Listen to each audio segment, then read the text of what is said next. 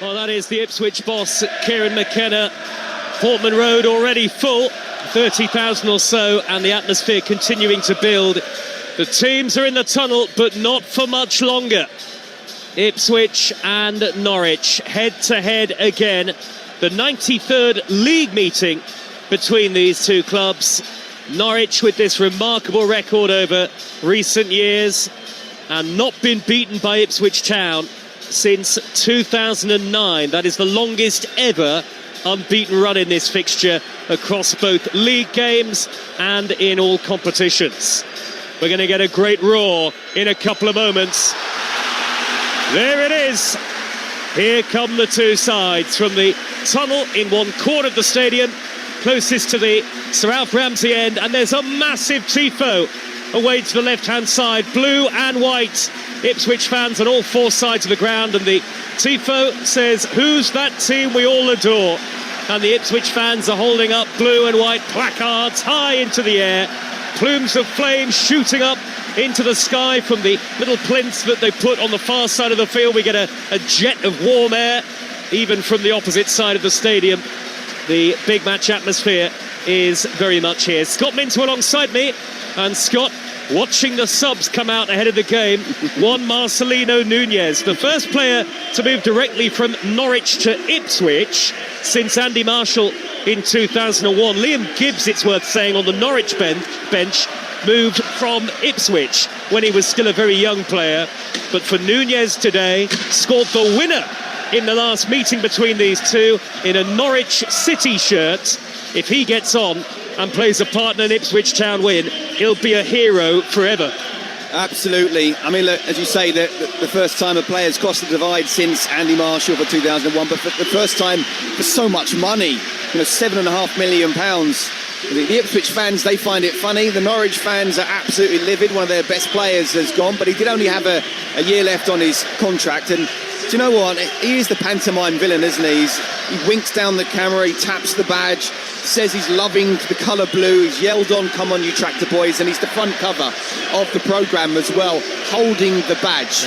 Which, look, I'll be honest with you, I'm not really into that myself, but if you're going to do all that, then you actually have to perform. We'll have to wait and see whether the script is written for him to come off the bench and be the first person ever to score the winner for both sides in this game. Well, let's remind you of the two teams in the bright sunshine here. Ipswich with Palmer in goal, Furlong, O'Shea, Kipre and Davis, Matusiva and Kayuste, Eggerly, Smodics and Philogene in support of Hurst. And for Norwich, Kovacevic is the goalkeeper, Stacey, Darling, Cordoba and Fisher, Topic, Matson and McLean, Cernat, Schwartau and Sargent. The two captains are being called to the centre circle, Kenny McLean and Dara O'Shea. Here are the subs benches for Ipswich: Greaves, Nunez, McAteer, Akpom, Jack Clark, Azon, Walton, Young and Taylor. You wonder whether there's a better subs bench anywhere in the Championship. And for Norwich, the subs: Grimshaw, Gibbs, Mahovo, Marcondes, Jurashek, Wright, Schlupp, Medic and Makama. Well, the wind is starting to whip up here around the stadium. I can see the corner flags really billowing away. And finally, for these two clubs, after a season of East Anglian derby absence, we're ready to get underway. This one is special for Ipswich and Norwich. This one means more. It is the premier fixture in this part of the country. Forget league form today. In East Anglia, a win in this fixture is all that matters. 16 years of hurt for Ipswich. Does it finally end today? Norwich, meanwhile, just love getting one over their local rivals. Piling on the agony for Ipswich is what they do best, at least in recent years. But the Portman Road crowd are ready to put the heartache in the past. Dark blue or canary yellow, Derby Day is one to show your club colours. And this is the 110th East Anglian Derby. It is live and exclusive on Talksport 2. Who will be the heroes? Who will be the villains at the end of the afternoon? Norwich, canary yellow shirts, green shorts and canary yellow socks. Ipswich, dark blue shirts, white shorts and dark blue socks. And Norwich will get the game underway from right to left in the first half towards the Sir Bobby Robson end of the ground. We are off and running. Ipswich from left to right towards the Sir Alf Ramsey end. There are Ipswich fans at both ends of the stadium, the Norwich fans on the far side in the cobbled stand. About 2,000 here today. An Ipswich fan, as the ball flies out of play, has headed it back onto the pitch. Ipswich throw left back position. Leif Davis back to Cedric Kipre, making just his third Ipswich appearance today. And now Dara O'Shea on the edge of his own penalty area. Forward to Kayuste. And now O'Shea knocks the ball up to the halfway line. Good pass towards Smodics, the diminutive number 10, but he's shrugged aside by first Cordoba and then Kellen Fisher. The ball has stayed in play on the near side touchline. We are right on the halfway line, by the way, our Talksport 2 commentary position. A steep drop to the touchline below where Liam Manning and Kieran McKenna are both on the edge of their respective technical areas. Former Chelsea defender Scott Minto is with me today. A minute gone, Scott, 0-0, and on Derby Day above all, you feel a good start is so important. Yeah, absolutely. I mean, the atmosphere is brilliant. When I drove in here, what was it, 2.5 hours before kickoff? Yep. There was that kind of almost tunnel of Ipswich fans I had to drive through. They were here for you, weren't they? I felt like I was playing again. I don't remember it happening much for me when I was playing, but it just is an incredible atmosphere. It's an incredible occasion. It's a brilliant start in terms of both sets of fans. You can see the canary yellow of the Norwich fans that are allowed to come in. Obviously, they could fill this ground out 2 or 3 times over as well. Atmosphere great. Derby started in the way that you'd expect, a little bit frenetic, trying to close down. No one able to keep the ball. But Norwich on the attack. A long throw from Harry Darling, headed away by O'Shea, back in by Pelle Matson for Norwich. Sargent gets his head to it, and then O'Shea with a very composed backheader to goalkeeper Palmer. There are several blue and white Ipswich balloons that have floated onto the pitch. And they want to put their foot on those. They will get in the way for sure. Well, they are right in the middle of the Ipswich penalty area, those balloons, and a strong wind here today, gusty wind, given away by O'Shea for the second time in the game so far. Ipswich 0, Norwich 0. Norwich have a hold on Ipswich, there is no doubt about that. Kenny McLean with the cross, headed up into the air by Dara O'Shea, nodded back into the penalty area by Topic. O'Shea is there again to head it clear. Norwich territorially have had it totally their own way in the opening 2.5 minutes. Ipswich scramble the ball clear to the halfway line, and it's a massive boost, you have to say, for Norwich to have Kenny McLean back in the side, back fit. I say back in the side. He had to come off in the home defeat to West Brom, but he starts the skipper today. Yeah, I think he's absolutely key. I mean, there's 3 players, I think, in this Norwich side. Josh Sargent, obviously, the Championship's best striker. He needs a lot more service than he's been given so far this season. Kenny McLean being another one as well, him coming back in, the bite in midfield, the experience they got, the leadership that he'll bring as well when they will be under pressure, and they will today. But also Harry Darling at the back. I think he's absolutely key. Championship experience, he's able to talk to everybody alongside the back four while seeing the whole game in front of him. I think if those 3 players play well, maybe Norwich can get something out of this game. They're definitely underdogs though. Norwich, whose away form has been the one bright spark of their season so far. They've lost every game at Carrow Road to date, in League and in Cup. And for what it's worth, the 2 teams start 17th and 19th respectively in the table. It isn't really about the table today. Given away by Cordoba of Norwich City. Ipswich have it back now with Dara O'Shea. Angle ball to the right-hand side, evades Jaden Philogene, and that'll be a throw to Norwich City in their left-back position on the near side of the field. Kellen Fisher will take it. It is goalless on Talksport 2. And it does somewhat feel as though Norwich have started slightly more the composed of the 2 sides. Yeah, they have actually. They've certainly pressed very well. And just when Dara O'Shea did a very composed header back to the keeper, Alex Palmer, in his own box. Just since then, twice he's been forced into a pass that's gone straight back to Norwich. Leif Davis makes a good interception on the far side of the field, the halfway line, and now an opportunity for Philogene, who's got a hat-trick on this ground in the 5-0 victory over Sheffield United to get forward, but Norwich have won it back on halfway, and they have a throw which Jack Stacey will take. And a little quiet now at Portman Road, with Norwich putting a halt to anything that Ipswich have tried to put together in the opening 5 minutes or so of the derby. Out on the near side of the field, Schwartau back to Cordoba. Cordoba just shy of the halfway line. Schwartau again wriggles away from the challenge on the near side of the field of Egeli, but they've won it back here, Ipswich, with Jens Kajuste looking to burst forward from the centre circle, and he's fouled by the tough tackling Pelle Madsen. Madsen, Norwich's number 7, one of a number of new signings at the club over the summer, and it's a free kick to Ipswich. Live on Talksport 2 here, playing from left to right in the first half, and O'Shea standing over it, and Ipswich just looking to settle down into the game, Scott Minter. Yeah, I mean, the game itself hasn't really settled down, but Ipswich certainly haven't. Norwich have been the team more getting the ball down and passing. I mean, Norwich have tried, have either been pressed into making a mistake or just given the ball away. So I think they want to try and calm the game down a little bit, show the class that they've got on an individual basis, but Norwich have started well. Madsen has won it back half the pitch off Kajuste. Sargent has got the run of Cernats ahead of him, but Cedric Kipre is there, the big centre-half, to roll it back to goalkeeper Alex Palmer in an all-purple goalkeeping kit, and the threat to Ipswich's goal is gone for now. Given away though by Furlong. They have been sloppy with a couple of passes out of defence, but McLean has been dispossessed by Hurst, who surges over the halfway line. The Ipswich number 9, Madsen, comes across with a well-timed challenge. Deflection off Hurst, and some of the Ipswich fans at the base of the main stand are screaming at the assistant referee, but it did look like a Norwich throw, and that's the way the decision has gone on a massive day of NFL action on Talksport 2, as well as the East Anglian derby. Once we're done here, off to the Tottenham Hotspur Stadium for commentary of the Vikings against the Browns, followed by the Cowboys against the Jets. And over the international break, you'll be able to hear both England matches live over on Talksport.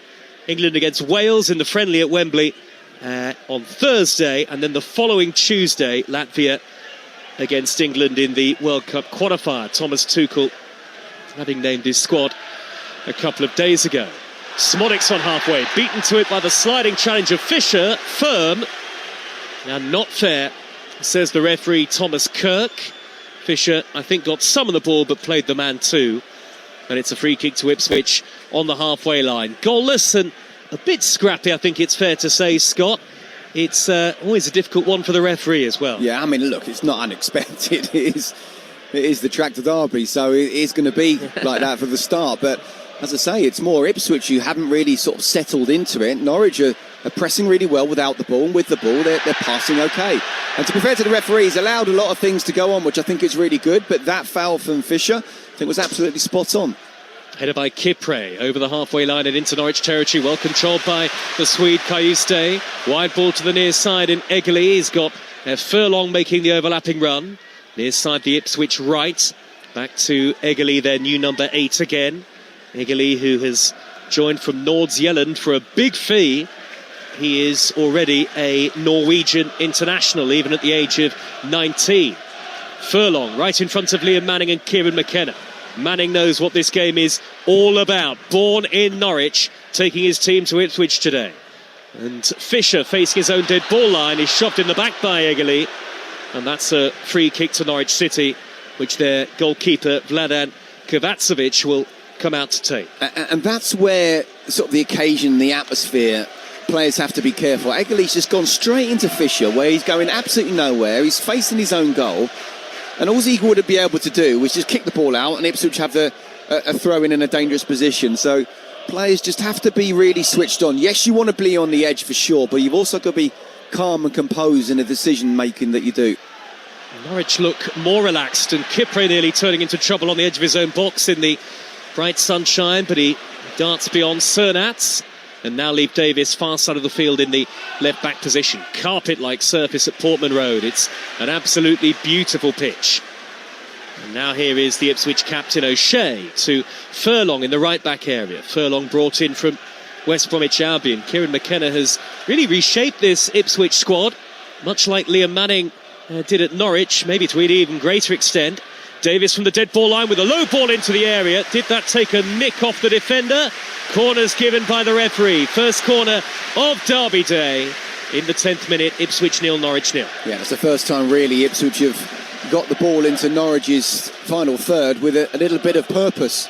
And Relief Davis, what a player he is, and I'm sure he'll be a Premier League player again soon, hopefully from Ipswich's point of view with the club. But again, he's one of those who need to get forward as much as possible and put those quality left foot crosses in. Ipswich are going to really crowd the goalkeeper Kovacevic here. Corner whipped in by Jayden Philogene over the head of Kipre and flicked clear by Jack Stacey in the end, the right back. Out of play for an Ipswich throw near side of the field, level with the edge of the 18-yard box. Not a spare seat to be had at Portman Road, which is usually sold out, just like Norwich City's Carrow Road. Two great clubs, two great counties. And here in the east of England, this is the game. Whatever division they're both in, it's the one they all want to win.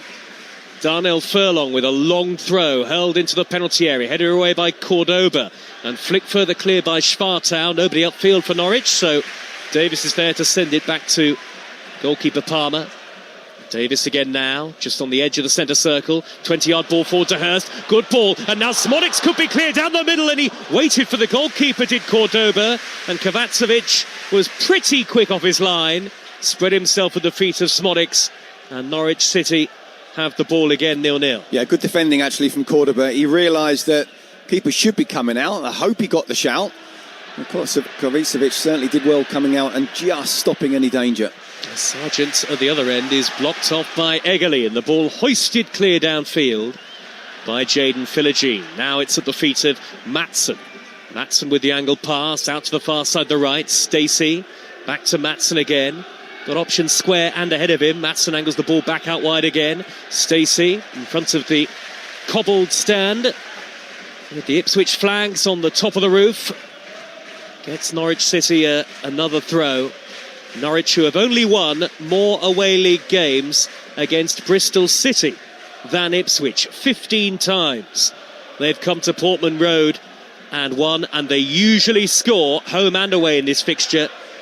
They have scored in each of the last 24 derbies since 2003. Well, no pressure on them today then, despite the form they're in right now. There's pressure on both, isn't there, Scott, for different reasons. Yeah. Ipswich have got a throw, by the way, right back area, but Ipswich players desperate to end the jinx. Norwich players desperate to be the set of players who don't see it ended. They want to keep it going. Totally. And you're right to say massive pressure on both teams, but for different reasons. The one common ground is in this particular derby. But for Ipswich, the amount of money that has been spent, and they are kind of going again, really, and the fans are getting to know different players from not that era, but that was in League One and back-to-back promotions, and they want to try and get behind them, but they haven't really shown, well, certainly the start of the season in the way that they would have wanted, but they'll get there for sure. I've no doubt about that. And for Norwich, there's been a big turnover of players as well. As managers are coming and going. It's not really the Norwich type of style that you'd expect. Obviously, new ownership in recent times as well. So Norwich have always wanted to be in almost like the top 26, the Premier League or the playoffs of the Championship, and we're a million miles away from that at the moment. Leave Davis surging forward down the inside right, low ball into the area, well spotted by Harry Darling. The number 6 slides in to hook the ball clear and away from danger in front of Sammy Smodics. At the other end, Kipre goes back to goalkeeper Palmer, and Ipswich are working themselves into the game now as we head towards the quarter-hour mark. This is Talksport 2, your home of the EFL, and it is Ipswich 0, Norwich 0. Forward by Davis, infield to Hurst in a central position, dispossessed by Maatsen, who's won the ball back 2 or 3 times so far. Now Cernats, ball forward towards the centre circle. Kipre makes the interception. Big call by Kieran McKenna to bring in Kipre for Greaves today. Jacob Greaves on the bench. Yeah, it is. To be fair to him, he started well. He's experienced, though, isn't he? He is experienced. He's big, he's strong, he's physical. Maybe that's Greaves is pretty big and strong and physical as well. Furlong, ball up the inside right touchline. Racing forward is Cordoba, and he's going to shepherd that out of play. Just had the edge on Smodics for pace. And Norwich get a goal kick. Scott Minto is with us for commentary. Scott, who knows what it's like to play on Derby Day. I'm sure you had plenty of the Chelsea against Tottenham games, and when you're at Benfica as well, they take their big matches pretty seriously. Yeah, played against Sporting, played 2-1-2 fortunately, so that went very well. Even Charlton Millwall. Yes, of course, we shouldn't forget. No, I mean you can say West Ham Spurs as well, so I know exactly what it's like. And I remember when I was at Chelsea, you're on a bit of a middle of the run where they just didn't lose to Spurs, so you did feel that pressure of we can't be the team to lose to our rivals. But it should spur you on. It shouldn't hinder you. But it's quite cagey so far here today. Ipswich though on the attack. Cayusta sweeping it left. Philogene touch heavy. Stacey gets back to make a tackle, right corner of the box, and it's a corner to Ipswich. It's a poor touch, that wasn't it, from Philogene. Really good play from Ipswich, playing through the thirds and then getting the ball out wide. You can see what he was trying to do, just with that first touch, really put it in front of him, but it was too close to Stacey, and in the end Stacey still had to be careful because it was a sliding tackle in his box, and if he'd have mistimed it would have been a penalty, but because that heavy touch from Philogene came inside, not just forward and on the outside, it meant that Stacey could come across and make the tackle. Well, neither goalkeepers had a save to make in the game so far. Norwich with everybody back in yellow. Corner in by Philogene. Here comes the goalkeeper, well taken by Kovacevic, middle of the 6-yard box, and a quick overarm throw, ambitious to the halfway line. Cernats was never going to get there, and it's prodded back to his goalkeeper by the Dutchman Matu Siva. Ipswich from left to right have it again. Here is Kipre. Wind is, well, it looked quite gusty beforehand, although corner flags are quite still at the moment, so maybe less so now. Opportunity for Davis to come forward for Ipswich. Back to goal. It's chopped to Eggly, edge of the area. Reverses it right to Smodics with the cross, and he's overhit that. Hurst couldn't get to it, and Philogene was never going to reach that ball either. Too much on it, on the cross, and it's a Norwich throw in front of the Canaries fans on the far side. Yeah, he was just stretching there, wasn't he? If he'd have given himself an extra half a second, he may be able to set himself better and put a better quality ball in, but Leif Davis actually caused real problems with Norwich there because he came in and acted like another number 10, and Jack Stacey didn't know whether to leave his winger or go with Leif Davis. In the end, Leif Davis helped bring it down and they got the ball out wide, and it was a really good opportunity from Ipswich. And a busy day of Premier League football to come later. Game day live around the grounds on Talksport from 1:30 with Sam Matterface and the team. Sargent for Norwich started the season really well, but not scored since August. Has managed to find Maatsen, who wriggles away from Philogene over the halfway line, and Norwich have got a slight numerical advantage here. Far side the right for them is Stacey, who clips in the cross. Back post is Schwartau, heads it across goal. Sargent in the box on the half volley, left-footed, and it's swirling over the top, and you can tell from the ironic cheers of the vast majority that was never going to trouble Alex Palmer. I don't think Josh Sargent ever believed that he was going to score there. I mean, the cross came to the far post, it was headed back, and he was, yes, it was on his left foot, it was edge of the box, it bounced right up, and then as soon as he took the hit, his head went straight down as if, I shouldn't have gone for that. I mean, I don't know, just bring it down, have a volley, put it back into the box, but I want to say Norwich are playing really well. Just want to see Josh Sargent get a little bit more involved in the game. I talked about how he hasn't really been involved too much almost this season. He wasn't even midweek, but he is a class player. Give him a chance and he will score, but I don't think he thought he would there. 6 goals in 5 to start the season. The boozer because Schwartau has caught Furlong. I think if he's being pretty sensible, the referee, I think this is just going to be a talking to. And I think that is all it is from Thomas Kirk. Quick word for the youngster Schwartau, who's only 19. A bit over-enthusiastic with that challenge. Not a lot of contact on Darnell Furlong. No, yeah, but that for me, that's very good refereeing. I've been very impressed by Thomas Kirk so far, considering the cauldron and the atmosphere they're in right now with these two great rivals. He's allowed stuff to go on. He wants to play as much as possible to go on. He's pulled it up and made free kicks when it is, but that's not a yellow card. There's a bit of contact, yes, but not deemed enough for a yellow card. So well done to Thomas Kirk there. Ipswich Town 0, Norwich City 0 as we head towards the 20-minute mark. The problem is as well, if you start giving yellow cards for that early in the game, then you're going to get 10 yellow cards and probably 2 red cards. So again, very, very, talk about for the players, the right balance between being really up for it, but not being overly excited for it and making bad decisions. The same for the referee and the officials as well. Well, certainly not too much overexcitement on the field, you feel like, but again, a reminder of the jeopardy in this fixture in really what we've seen so far. A lot of people backing Ipswich to end the long run today, not beaten Norwich since a 3-2 win here in April 2009, with John Stead scoring what turned out to be the winner. But on a day like this, Norwich always seem to step up, and they might be unfancied, but they have been good away from home so far this season, so maybe that's suiting them even more. Stacey in the right back position for them. Stacey, early ball high down the inside right. Sargent didn't really chase it convincingly. O'Shea got there with ease. Just want to see Josh Sargent's body language a little bit better. Norwich did really well when Ipswich are trying to press them on the left-hand side, and they managed to work across the back all the way through, suck Ipswich in, get it to Stacey on the right, who then look for that ball down the outside, and Josh Sargent should be reading that and starting to make his move already, and he wasn't, and in the end Ipswich won the ball back. But you talk about not a lot has happened, and you're absolutely right. that one attempt, I'll call it an attempt by Josh Sargent, that's the only attempt by either side so far, none on target, and there's an expected goals of 0.06 for Norwich because of that shot, and 0.00 for Ipswich. High ball upfield by Eggerly, and Hurst could be clear here. It bounces down, Darling gets back, Philogene is in to turn it home, but the referee has given Norwich a free kick. There was a foul on Darling, he says, by Hurst. Great finish by Philogene through the middle, but it won't count. Still 0-0. No, and to be fair to the referee, he called it early. You could see his arm go up, even if you can't hear the whistle. And Hurst can't believe that's the case. I personally think that's a little bit harsh. I mean, first of all, Harry Darling's trying to grab Hurst, and he's not able to. He's come round the side then. There is a little bit of a push from Hurst.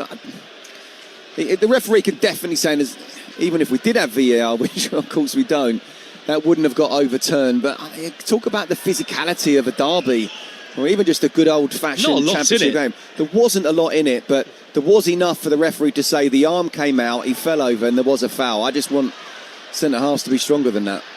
Tottenham 1, Brighton 0 in the WSL. Still 0-0 here, but better from Ipswich. Some of the home fans out of their seats on the far side to urge the marauding left-back Leif Davis forward, but Ipswich go back into their own territory. No pressure on Kipre, and then square to O'Shea. Kipre again with a safety first ball across to the Ipswich captain in centre-half O'Shea. Now Furlong, right-back area. Back to O'Shea again, risky ball, but Cayuste turns Maatsen brilliantly. Then he runs into Schwartau. Norwich have it back, and it's 3 against 2. Schwartau left edge of the area with a shot, and it's palmed behind by Palmer. Not enough power or direction on it from the Dane Schwartau in the end, but it is a quarter to Norwich. And again, this playing out of the defensive third, this obsessive playing out from the back that you see around the country. Ipswich haven't looked convincing doing it so far, Scott Minto. No, and Norwich look better at winning the ball back and pressing than Ipswich do right now. We're talking about how Norwich are able to get the ball from left to right and then try and play the ball down the outside, and Ipswich were trying but couldn't get close to them. Well, Norwich, when they press, they are making those tackles, they are winning the ball back, and obviously we've got our first shot on target there of the game. Marcelino Nunez warming up for Ipswich against his old club, gets some big cheers from the home fans. Corner to Norwich City, drifted in by Kellen Fisher, headed away, hit by Maatsen from the edge of the box. That deflects behind off Smodics, and Norwich get a second corner in quick succession. This is their best spell going forward in the game so far, halfway through the first half and goalless. Absolutely, I'm looking at the clock. We are halfway through the first half. It's been Liam Manning must be absolutely delighted with how his team has dealt with the atmosphere here, but also played with and without the ball. They've been the better side. And as it stands, as I say, Ipswich haven't had a shot on or off target yet. There we goes Fisher, getting a warm welcome from the Sir Bobby Robson end. He'll be right-footed and out-swinging. Well, I think that's all we can call it. As the wind suddenly really picks up. Fisher delivers high. Sargent at the near post, headed away by the other number 9, George Hurst. Kellen Fisher, Norwich Young Player of the Year last season. And Harry Darling is going to jog across from the penalty area to take a long throw into the 18-yard box now. Ipswich have brought everybody back. Have to say, not been a derby of great quality. No. Up to this point. But I suppose they aren't always great quality, but they are great intensity. It's not what you look for. You look for the win at the end of it. And the fans just want that 100% commitment. Long from Darling into the near post, and a downward header away by Kipre. There was a foul anyway. Free kick to Ipswich Town. They're very evenly matched. There's nothing to separate them on Talksport 2. I mentioned that Tottenham 1, Brighton 0 score in the WSL. We'll have Tottenham's next game after today on Talksport 2 against Chelsea over the men's international break. They made a good start, have Spurs, to the Women's Super League season, and a goal to the good. The other Women's Super League games are all 0-0. Jim Magilton among those in the crowd today. Former Ipswich manager, in fact, the last Ipswich manager, would you believe it, to be on the winning side against Norwich in 2009. I remember playing against him. Good midfielder. Well, it was a long time ago then, wasn't it? So, mate. A long back to O'Shea, and now Palmer.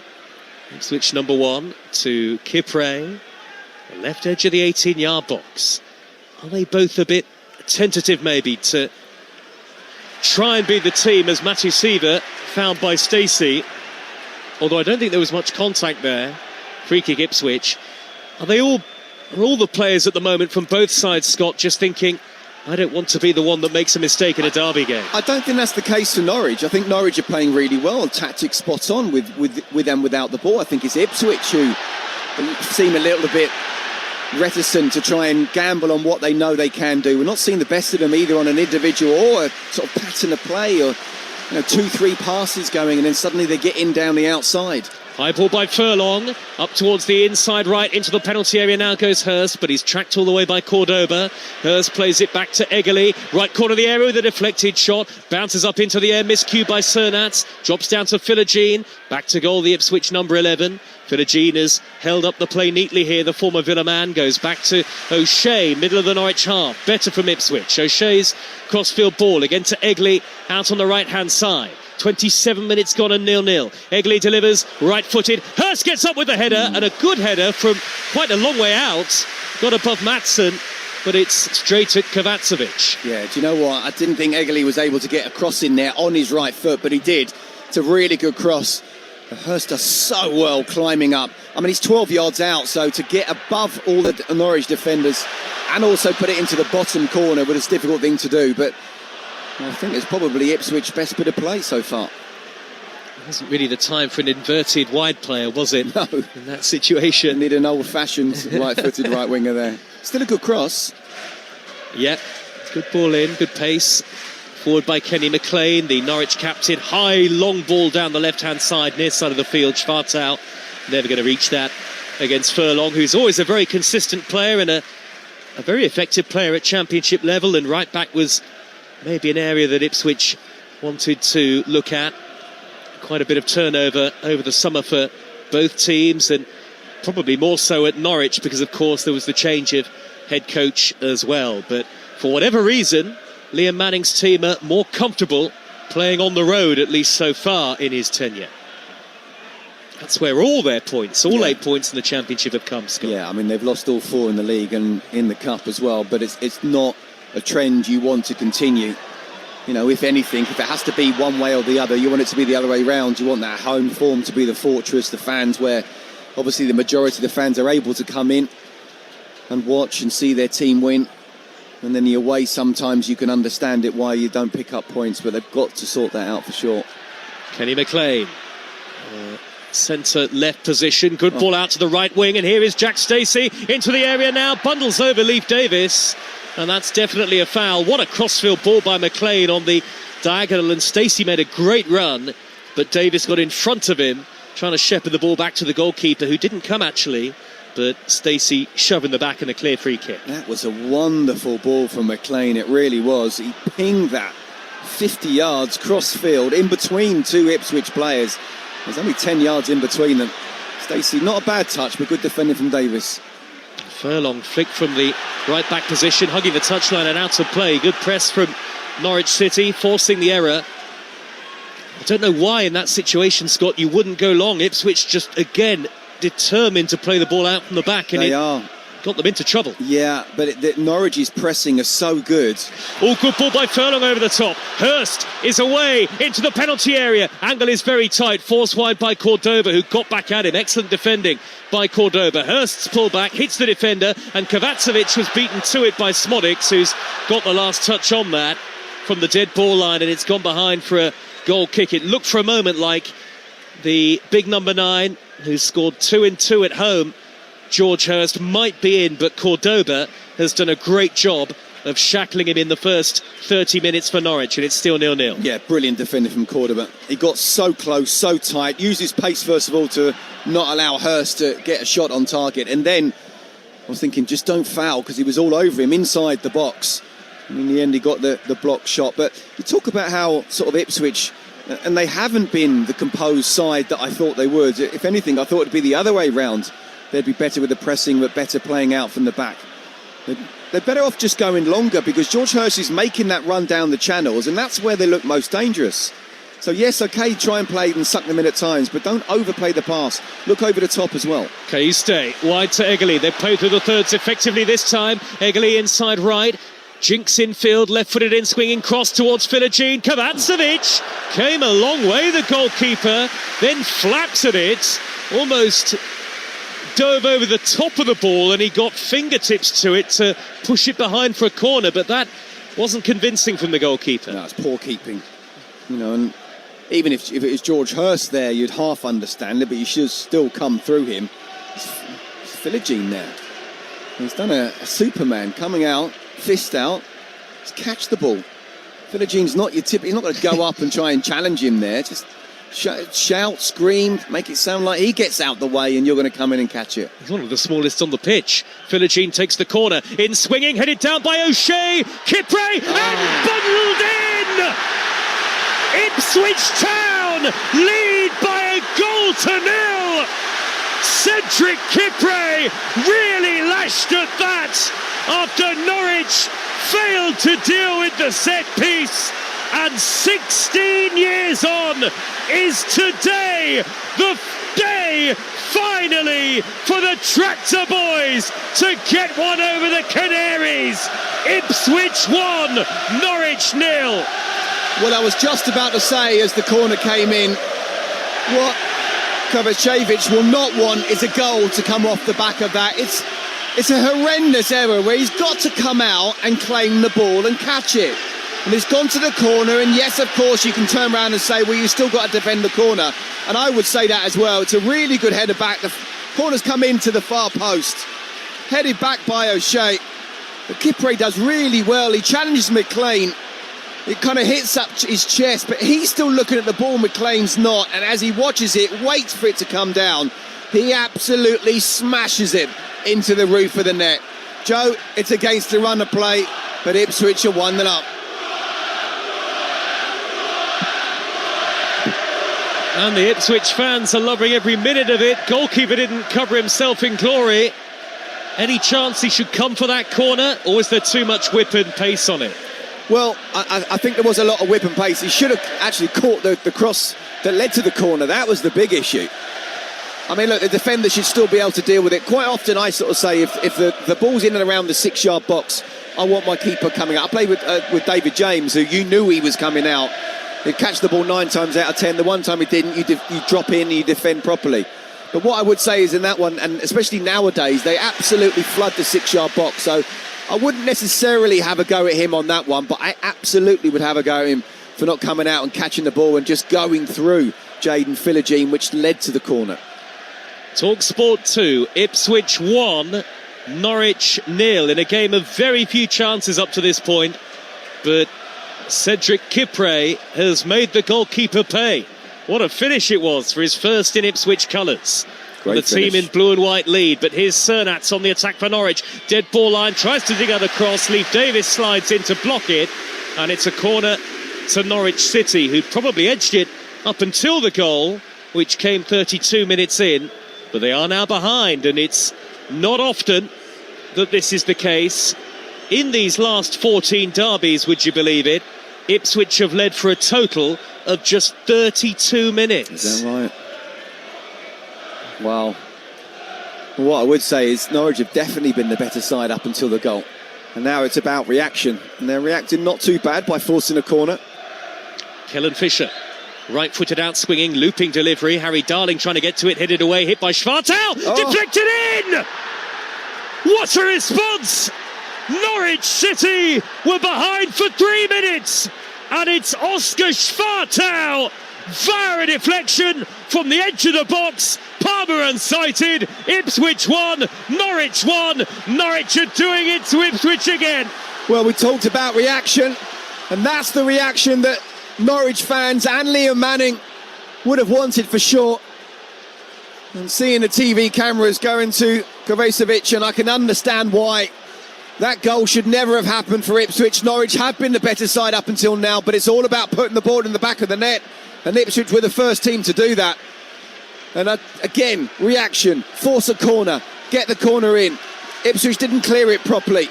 It's a strike first time, wasn't it, by Schwartau? And it's the deflection that's done Alex Palmer. There's no way he can get there. Interesting game, fascinating game now. Wasn't too much happening in the first 20 minutes. Now there's certainly a lot happening. And Norwich City have scored. And it's Schwartau who's got it. It did hit Matu Siva on its way beyond the goalkeeper, but it's definitely Schwartau's goal. Yeah, absolutely. He's going on target. So there's no way it can't not give it to him. And do you know what? It's really opened this game up now, isn't it? It's a great atmosphere. You can hear the Norwich fans. Ipswich fans a little bit stunned. Didn't deserve to go a goal ahead. And now, hopefully, the game will open up a little bit more and we'll see a lot more goals. Norwich City back level almost straight away. Schwartau's high ball over the top, and Kipre's let it bounce, and he's flicked it away from goal, only as far as Pelle Madsen, midway inside the Ipswich half. Is the curse going to be prolonged again today? Norwich just don't know how to lose an East Anglian derby. They always seem, even if they're not in good form, to pick up for this fixture, Scott. And I think that was 3 minutes, so Ipswich have led in this fixture 35 in the last now. 14 and a half. There is something about it. It's incredible, isn't it? Free kick to Norwich on the halfway line. Kenny McLean was fouled. Had a very similar game the last time these two teams met at Portman Road, when Ipswich were flying high. Again, Norwich were not in good form, but they picked up a 2-2 draw that day, and it was about right. It's the beauty of derbies. You know, it's a cliche, but it's a cliche for a reason. Form goes out the window. On paper, you know, the money that's been spent and where Ipswich have been and Norwich have been in the last couple of seasons, and there should be a comfortable victory for Ipswich, but it's a derby. Cordoba with the crossfield ball out to the right. Darling was forward and he catches Davis. Yellow card actually for Harry Darling, who played under Liam Manning when they worked together at MK Dons. Ipswich Town 1, Norwich City 1. And it's really the response that you need in a fixture like this for Norwich, and they continue their run of scoring now in 25 derbies in a row it is, in all competitions. And the 2,000 travelling fans are making all the noise at now a cloudy Portman Road. I think it was really important psychologically as well for Norwich to get that equaliser almost immediately. They have played well, but they've come into this game not playing well at all. It's been really poor, underperforming, especially at home. Cayuste's ball through the middle, though, has set Hurst clear. Hurst right edge of the penalty area, gets the shot in, but drags it wide. Well, just seeing whether... Corner given, I'm not sure why. Yeah, no touch from the goalkeeper. I think it went through the legs of Cordoba, maybe just nicked one of those legs, but we talked about how Ipswich give the ball away when Norwich are pressing high, but when they're able to get in the space in behind, this time it wasn't just a long ball, it was well played from Ipswich. And yeah, keeper nowhere near it, so there must have been a little touch from Cordoba. Don't think many would have expected Kipre and Schwartau to be the two goal scorers so far, but it is 1-1. Another Ipswich corner, lofted in by Philogene, headed by O'Shea, looping up into the air, gets a second bite at it maybe, but this time he's beaten to it by Topic, I think it was, and then sliced out of play by Schwartau for an Ipswich throw. He doesn't like coming off his line today, Kovacevic, the goalkeeper. Right underneath the crossbar almost, that corner. Ball pumped back in by Matuseva. High diagonal, got held up in the wind, actually, that. And Stacey gets above O'Shea, so nodded behind again. Joe, you're absolutely spot on. He doesn't want to come out there. It's a floating ball. It's even with the wind coming towards him. And in the end, the Norwich players headed it out. He's inside the 6-yard box. He's got to come out and claim that. If I'm Ipswich now, I'm putting as many crosses in as possible. Scores a level. Talksport 2 on East Anglian Derby Day. Home of the EFL. 5 minutes of the first half to go. Dinked in by Philogene from the corner. Punched away by Kovacevic this time. Cheers from the Norwich fans. Lofted back in by Eggerly. Here comes the goalkeeper once more. Doesn't get there. Philogene from the angle. Cleared away by Fisher. Some of the Ipswich fans behind the goal wanted handball. Play continues. Philogene out on the far side, the left. He's beyond Cernats. Oh, and that looked like a foul. The referee says goal kick instead. There are no complaints from Kieran McKenna. And Kovacevic's mixed afternoon, nervy afternoon continues, Scott Minto. Very nervy indeed. The first one, he did come out and it's a decent punch. The second one, I mean, look, what I would say is at least he's come out and been positive. And as I say, the defenders then can react and try and get on the line, which is exactly what happened. They were able to get the ball away. It's when your keeper doesn't come out and it's in the 6-yard box. If a proper header comes in, he's got no chance of reacting to it. Well, it's... the 2 goals have really sparked an upturn in the intensity, haven't they, here? Yeah, it's been good now. 1-1, and Davis doesn't catch Stacey. Certainly doesn't win the ball. Norwich continue in possession with Cernats. Advantage, I think, was played there by the referee, but it's won back by Cayuste. Midway inside his own half, he's given it away. Josh Sargent up to the edge of the D, onto his left foot, low shot straight at Palmer.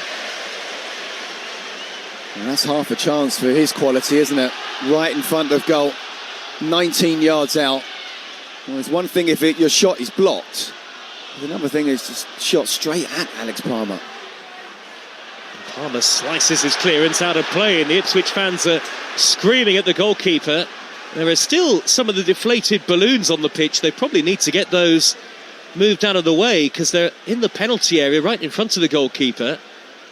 Bit of a distraction. As O'Shea clears upfield to Hurst. Great turn on the halfway line by Hurst, but Matson and Cordoba sandwiching him. And Cordoba in the bright yellow wins it back. Cordoba and Hurst. What a battle that has been through the first 42 minutes. Ipswich Town 1, Norwich City 1. Forward by Cordoba, high up the inside left, and that's going to go through to Palmer. Anyone's game, this, Scott Minto, it really is. Absolutely. And you just felt there as Alex Palmer, and it's nothing sort of against him, but it's been at least half a dozen times, at least, where Ipswich players have, because of the Norwich press, have just given the ball away or kicked the ball out.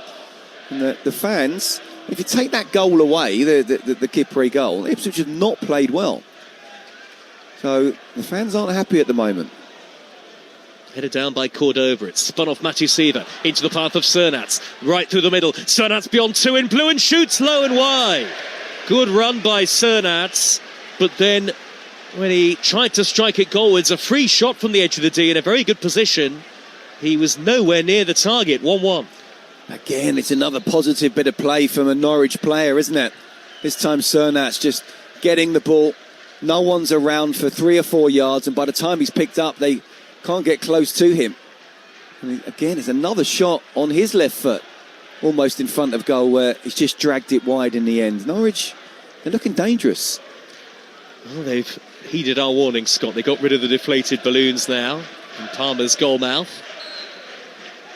And the goalkeeper clears high and long up to the halfway line. Eggerly with a header infield, and it's nodded away by Kenny McLean. Matson for Norwich brings it down on halfway, hooks it over his shoulder, but too much on it for Topic. Ball is cleared upfield by O'Shea. That'll be volleyed away by Cordoba. And it's like tennis in and around the halfway line. Neither team can get control of the ball. Matson has let it run through his legs, and Philogene has taken it off him. Philogene down the middle with a left-footed shot! A screamer! Jayden Philogene with a goal to light up the East Anglian derby. A goal for Ipswich fans. Every true blue to savour. He just flashed it past Kovacevic from more than 25 yards out, and Ipswich are in front again, and it's their young maestro who's got it. Ipswich 2, Norwich 1, Jaden Philogene with another beauty at Portman Road. Well, look, let's talk about the positives. Brilliant from Philogene. He picks up the ball with a lovely little turn. He runs 25 yards out and he absolutely cracks it into the top corner on his left foot. Brilliant. Now the negative. What is Kovacevic doing there? Yes, it's 25 yards out, and yes, it's ended up hitting the crossbar and in. But it's one that he gets his fingertips to. He's got to stop it. Talking about catching it there, but just tipping it over, tipping it round the post. And he knows himself with his body language by the time he got up, that is a shot he should be saving. I mean, look, Norwich have played really, really well, but it's about the big moments and who proves something, who does that magical thing, or who makes the mistakes. And in that goal, I think we saw both. Ipswich 2, Norwich 1. And a free kick to Norwich on the halfway line. I'm sure Liam Manning won't be able to believe that his side have conceded twice in this game. Cernats, far side the right. Suns come back out at Portman Road, and Ipswich lead again. Kipre has somehow rolled the ball along the dead ball line and kept it in. Long downfield goes Cayuste, headed away by Cordoba. When they get the back line turning, Ipswich look a real threat, actually. Fisher retreating back to the left-back area. He's got away from Egerle, but he's conceded a throw. And, well, it was a great swerving shot from Philogene, and it had power on it, but he did seem to get maybe more than fingertips to it, did Kovacevic. We're seeing it again on the big screen. We're into 2 minutes of added time at the end of the first half here. 40 seconds of that remain. A lot of power on the shot, but Scott Minto, you feel a good goalkeeper should save it? I think a top-class goalkeeper saves that. Look, take nothing away from the shot itself, and it was a brilliant bit of skill and strike from Philogene. But you know, Norwich City will be looking at this, and Liam Manning as well, be saying, look, we've been the better side here, and suddenly we're 2-1 down. And talk about, you know, when he should have come out, which led to the corner, and in that there he should have saved. Egerle infield from the right, square ball to Philogene. Davis is behind him if he can see him. Maatsen made an important challenge on the edge of the area. If Philogene finds Davis, he's got a clear shot at goal there from the left angle. That's the half-time whistle. Great roar from the Ipswich fans. After 16 years is their long run without a victory over their local rivals going to come to an end. Cedric Kipre gave them the lead. Oscar Schwartau with an instant equaliser. And one of the great recent goals in this fixture from Jaden Philogene right on half-time to make it Ipswich 2, Norwich 1.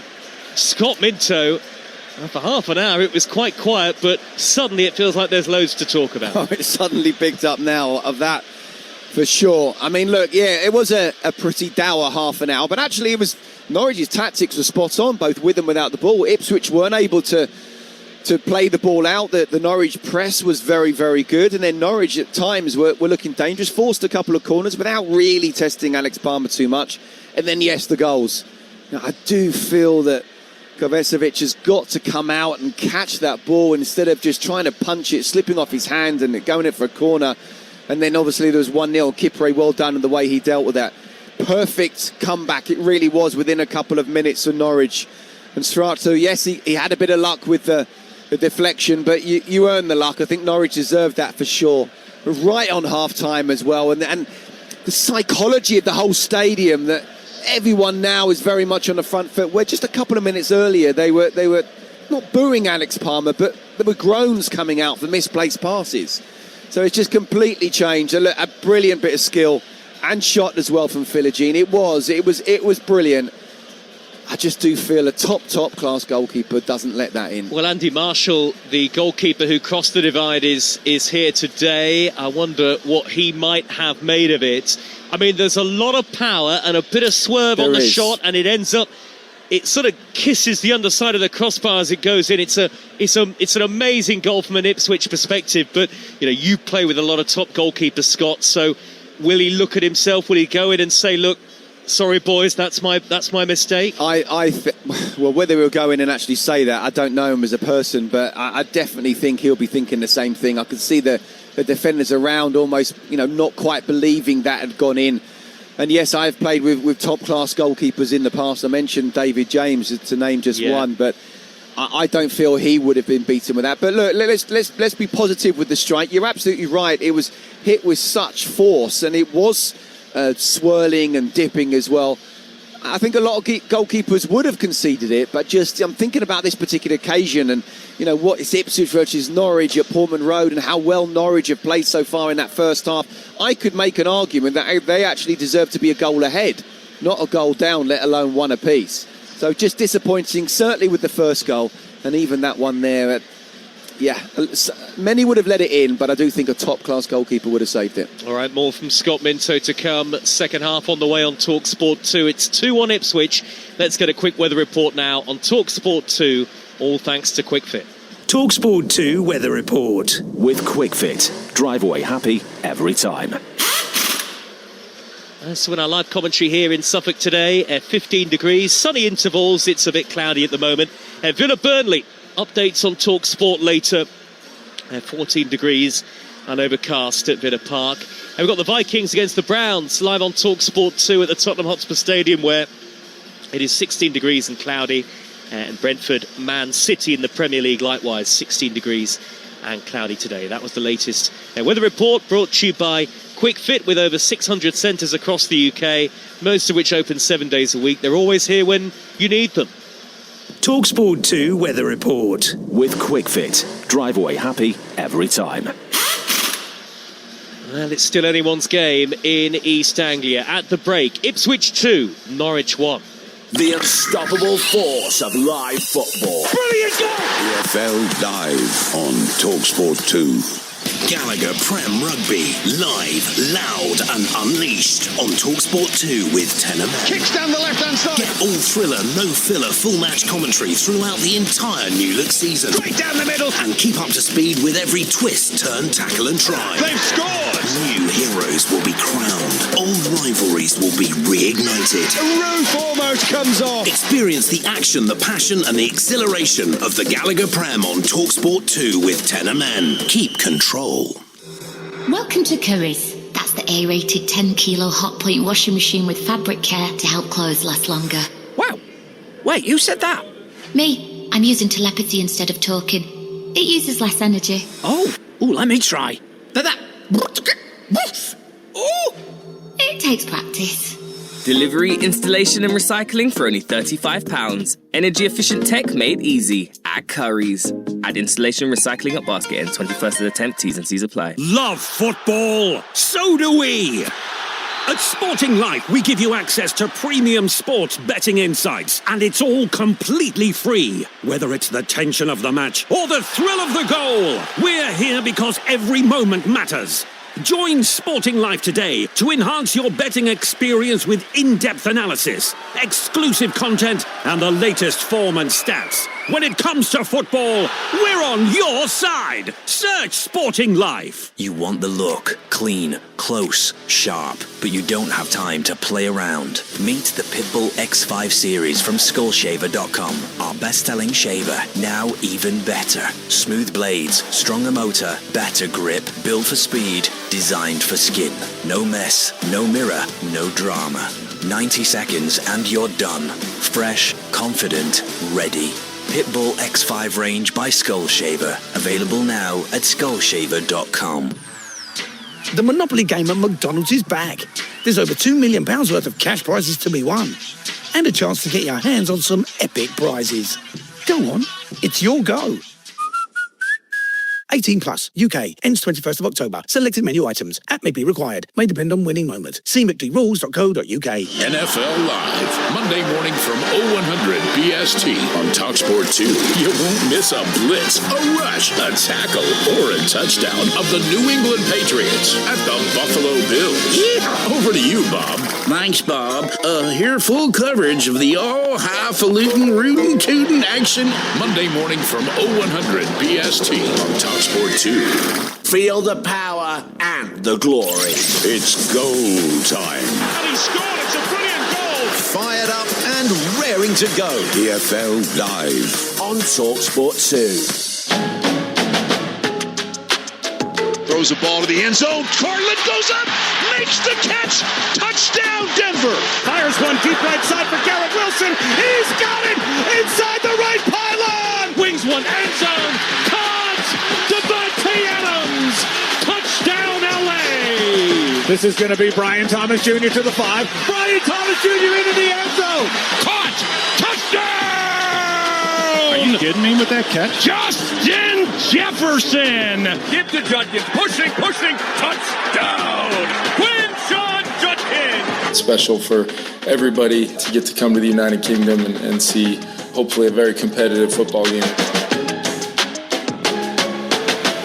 You are listening to EFL Live on Talksport 2. Full second half commentary of Ipswich against Norwich to come. But following us, we bring you commentary of the first of the NFL London games as the Cleveland Browns face the Minnesota Vikings. Will Gavin will be on the call for Talksport, and he joins us now to tell us a little bit about what's to come, Will.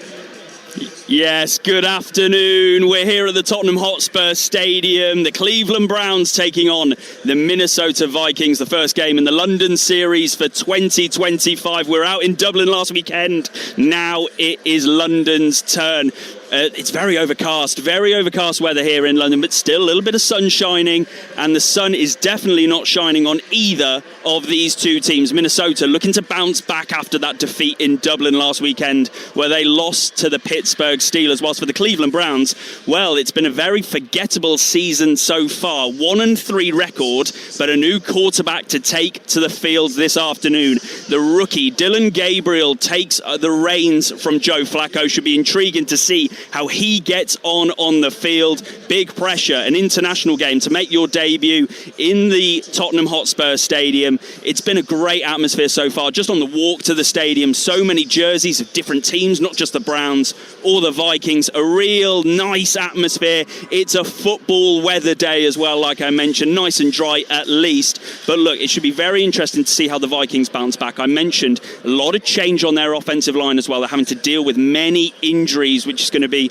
a real concern to head coach Kevin O'Connell on that offensive line. Just in particular, their right tackle Brian O'Neill, their centre Ryan Kelly, their left guard Donovan Jackson, all out. It's going to be a brilliant, entertaining, fascinating game to watch. We can't wait to see how it plays out on Talksport 2 from 2 p.m. this afternoon. And a reminder, you'll be able to hear live commentary of the Cleveland Browns against the Minnesota Vikings in the NFL following our coverage at around 2 o'clock this afternoon. Don't forget, Game Day Live is back on Talksport at 1:30. Sam Matterface and guests guide you through all the day's sporting action, including 5 Premier League matches. At 2 o'clock, Forest travel to Newcastle. Ange Postecoglou still searching for his first win. Talksport understands that he's already under pressure after 6 games without a victory. He's been reflecting on the outside noise about his position.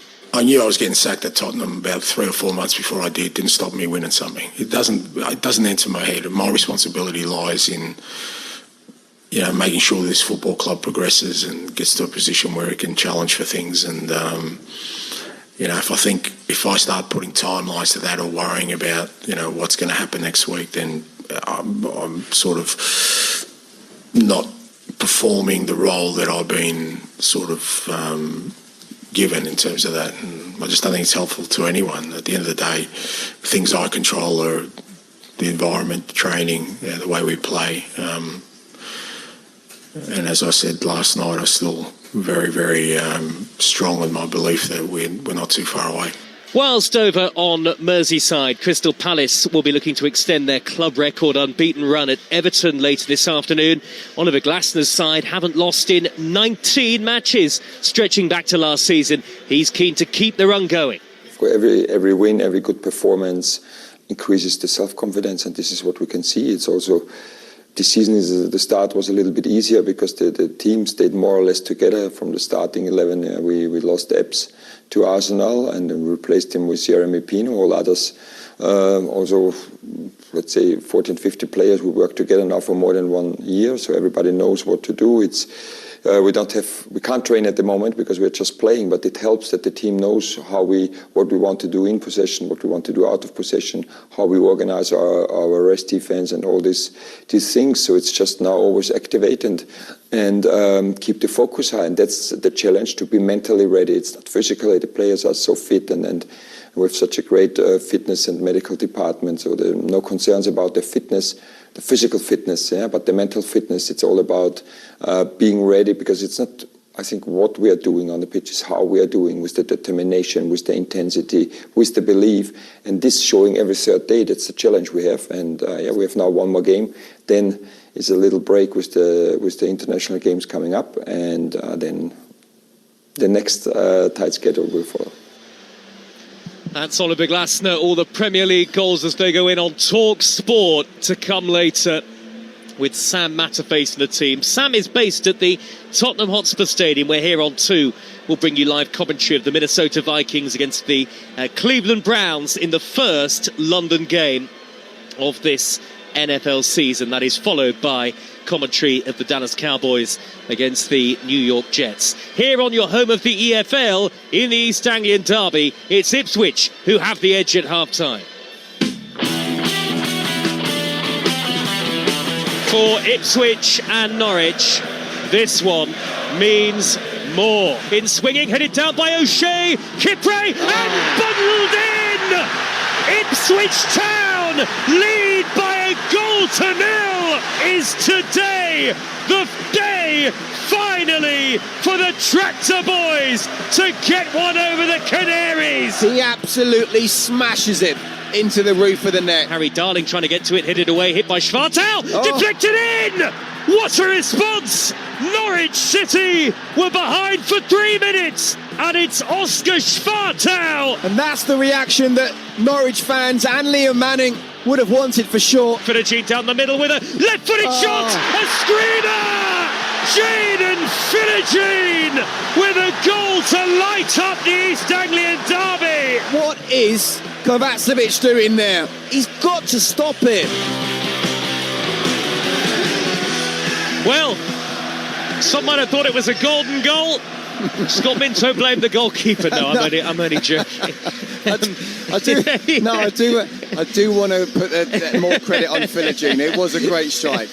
I'm just having fun with you. It's 2-1 to Ipswich here at half-time. So maybe that run, they haven't beaten them, remember, since 2009 in this fixture. Maybe it'll happen for Ipswich today. This is Joe Shannon and Scott Minto with you on Talksport 2. As I say, we've got the NFL coming up for you. Once our live football commentary's done. Next week, England against Wales on Talksport. Thursday night in that international friendly. Then Tuesday the 14th of October, Latvia against England in the World Cup qualifier. And next Sunday in the WSL on Talksport 2, Chelsea against Spurs is live with us. And our next championship commentary, Friday the 17th of October. It's Ipswich's next game, away at Middlesbrough, who were beaten for the first time this season in the league at Portsmouth yesterday. That's on Talksport 2. No changes at half-time, it doesn't look like. Well, Norwich feels, Scott, that they're a bit unlucky to be 2-1 down. Yeah, absolutely. I mean, look, the stats suggest it's close. If anything, Ipswich have been a little bit better. My eyes have told me that actually, with and without the ball, certainly in the middle third, Norwich have been the better side. But that ball over the top, I think they can be vulnerable too. But yeah, it's just two moments, isn't it? One corner and then one bit of brilliance from Philogene. Well, the game resumes. Ipswich 2, Norwich 1, unchanged, with Ipswich playing from right to left in the second half towards the Sir Bobby Robson end, which is the most vocal of the two ends at Portman Road. Ipswich in their dark blue and white, and Norwich canary yellow and light green from left to right. The Sir Alf Ramsey end, which is closest to where the 2,000 Norwich fans are located on the far side of the field. And I'll confirm the two teams for you again in just a moment. Leif Davis in the left back position, hoists the ball high and long. A little bit more cloudy and overcast again here in Suffolk. Cedric Kipre with a strange header that turned into a back header. I think he wanted to thunder that clear, like he thundered the ball into the net for the opening goal. It sort of hit the top of his head and bounced back to Alex Palmer. So 2-1 to Ipswich. Here's Scott Minter. I'm going to give him a little bit more credit than that. I think he actually was about to power-headed it forward and realised, and maybe even got a shout from behind, that he had a bit of time, so just let it just get the top of his head, and it went to Alex Palmer in the end. Palmer in goal, Furlong, O'Shea, Kipre and Davis the back four. Matuseva in possession now alongside Cayuste in midfield for Ipswich. Egley on the ball, playing on the far side, the right. Philogene the left and Smodics behind Hurst up front. For Norwich, the goalkeeper is Kovacevic, all in orange with short sleeves. Stacey, Darling, Cordoba and Fisher are the back four. Ipswich come forward now with Egley to the edge of the area. Cordoba authoritatively steps across him and whips it off his toes. Then a good ball up to the halfway line from him, but Cedric Kipre gets there to hammer it back to Palmer, whose control wasn't very good. Safety first, and he's whacked it out of play. The midfield three for Norwich are Topic, Matson and McLean, with Cernats, Schwartau and Sargent up front. I'll give you the two benches in a moment. One or two in the crowd still making their way back to their seats ahead of the second half, but here at Portman Road, with all of its great history and character, it's the vast majority who are happy with the scoreline. But you never know which way this game is going to turn, and Matuseva is giving it away to Matson. Square to Topic, edge of the D, slide tackle Cayuste, brilliantly timed. Almost stuck his left leg underneath Topic and poked the ball away. Now, with a reverse ball, is Egley. Down the right, Smodics towards Hurst, he's in! Oh, and he got nothing behind it. And it's gathered by Kovacevic. And one end to the other, it should be 3-1 to Norwich, Scott Minter. Brilliant play from Ipswich. That little ball over the top just sucked out Harry Darling, but it was Smodics, not Hurst, who went with it, which meant that Hurst was free in the middle. Smodics saw that, played it in first time, and he didn't get right connection on it, did he, George Hurst? It's a great opportunity for him. He's only about 10 yards out. Perhaps could even have taken a touch, but even if he didn't, got to get more on it. It was a simple save in the end, but yeah, good play from Ipswich. And what I was saying in the first half, it just felt to me that it was Ipswich who were more nervous about the occasion and the big game rather than Norwich.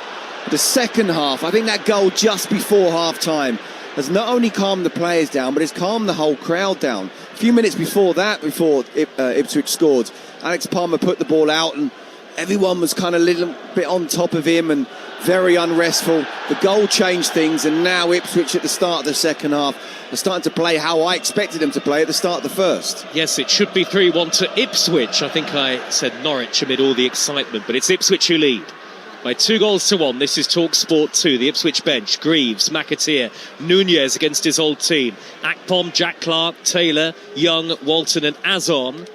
And the Norwich bench, they have it on the halfway line with Cernats at the moment, out to the right-hand side, and Stacey, right in front of the head coach Liam Manning, Norwich born. The Norwich bench: Grimshaw, Makama, Medic, Gibbs, formerly of Ipswich, Schlupp, Marcondes, Mahovo, Jurasek and Wright. And Cernats trying to wriggle his way down the inside left, away from Cayuste, chips a high ball into the penalty area, hit it away by Cedric Kipre. Nearly 5 minutes into the second half. Free kick to Norwich, middle of the Ipswich territory, slightly left of centre. Leicester 0, Everton 1 is the latest score in the WSL this afternoon. Leicester, who've had a poor start to the season, it would be a fourth defeat from 5 for them if it stays like this. Spurs 1, Brighton 0, London City 0, Liverpool 0 and West Ham 0, Aston Villa 0 elsewhere in the WSL. Too far out for a shot from this free kick, Scott? Well, I could certainly see them. It's what, 30, 35? Certainly 30 in between the two. I think it is a lot. I think they'll dink it to the far post. You could have a shot in these windy conditions and try and keep it low and hope that the goalkeeper parries it and you follow it in. Everybody back in a long line for Ipswich of dark blue shirts along the edge of the D. Norwich 2-1 down. McLean has played the ball out to the left-hand side in Schwartau. Fisher back to McLean to scoop it high into the box. Darling knocks it down, having his shirt tugged by Davis. Maybe they were both at it because Darling doesn't really appeal, and it's all the way through to Palmer again. Yeah, interesting. His shirt was definitely tugged, but I think it's one of those where, in the Championship, both are quite happy to go for it because both are doing it. Not a penalty. I thought good, firm, but fair challenge from Stacey on Philogene on the halfway line. Philogene gingerly gets up to his feet, one of the smaller players on the pitch, but it's he, with that wand of a left foot, who has scored what, if it stayed like this, and there's a long way to go, would be the winner. A rising drive from over 25 yards beyond Kovacevic, who got something on it but couldn't keep it out. Darling for Norwich now, the number 6, over the halfway line. 10-yard ball onto Cernat, back up wide to Stacey on the right. Forward to Cernat again, right corner of the penalty area. Philogene has an attempt at tackling him. Sargent has held it up with his back to goal. Norwich in their bright yellow shirts keep possession. Here they come on the far side, the left. The wind picks up. Schwartau. This is Talksport 2. Nudges infield. Topic! Low shot, side netting. That's a chance. Somehow the ball's come to him. It's been played in between 3 Ipswich players, which means that Topic he's just left centre, inside the box, on his right foot. And he's dragged it wide. Got to hit the target there. I mean, if your shot's blocked, then it's blocked. Can't be missing from there. Alex Palmer looked like he was beaten. Not scored for Norwich since joining in the summer, the Serbian Topic. Maybe it should have been 2-2. And that's a sense for you. The chance for Hurst at one end and then for Topic at the other. 7 minutes into the second half on how this East Anglian derby is still on a real knife edge here. And they are equally matched in terms of wins. Historically, these two, 43 each and 23 draws. So nothing to separate them. Out on the right is Smodics for Ipswich, far side, and he's held the ball up. He waits for the run of Eggerly down the far side of the field, but it's just overhit from Smodics, and it'll roll out of play in front of the two-tiered Sir Bobby Robson end, packed with Ipswich fans. A goal kick to Norwich City. Wonder how long, Scott, we will see both head coaches leave it before we get the first substitutions. Yeah, I don't think Kieran McKenna needs to do too much. You know, they're ahead. As you say, they've created a chance already. It's more on Liam Manning. What are you going to do there? You know, Makama, right. Emiliano Marcondes. You know, he does have options. But I think we're only 8 minutes into the second half. I think these players, this 11, deserve another 5 or so minutes at least. I don't think they've played bad, I really don't. Doesn't really feel like Norwich deserve to be 2-1 down. O'Shea gets in a tangle. Sargent for the dead ball line. Blocked by Palmer, the goalkeeper, and the Ipswich fans are fuming behind the goal to our right. They played themselves into needless trouble. It's a sprawling save by Palmer. Sargent had no angle. Corner to Norwich. Yeah, and this is what I'm talking about, how actually Norwich have played well. They've played well when they've had the ball, but they've pressed exceptionally well when they haven't, and especially the back line of Ipswich, who look so nervous and trying to play the ball out as if they're Barcelona, and I don't think they've got the confidence to do that in this particular occasion. Kellen Fisher to take the corner, 2 arms up into the air, right-footed in, swinging into the 6-yard box, and it's towards Sargent, met by O'Shea before he could get there. Back in by Matson. O'Shea, the captain, with a header looping away from danger again. Immediate danger anyway. Matson trying to wriggle away down the right, tangles with Smodics, goes down holding his face right in front of the assistant, who sees nothing wrong with it. Throw to Ipswich, it looks like, and the Ipswich fans all around us not happy. We're watching from the halfway line, right behind Kieran McKenna and Liam Manning. And again, I think the officials, first glance anyway, Scott Minto got it right. I think he got it absolutely spot on. I think first of all, Matson almost tried to put his leg out to Leif Davis so that it looked like he would fall in a theatrical dive. And then he's gone down, and I don't really see where Leif Davis has caught him in the head.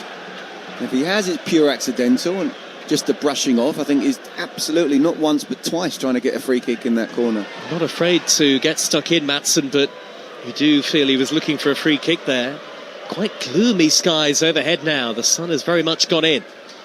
Norwich 2-1 down at Portman Road. Harry Darling fouled by Philogene. Bit of nervousness in the home crowd, maybe? Yeah. All the while it's 2-1. There will be, because Ipswich aren't playing well.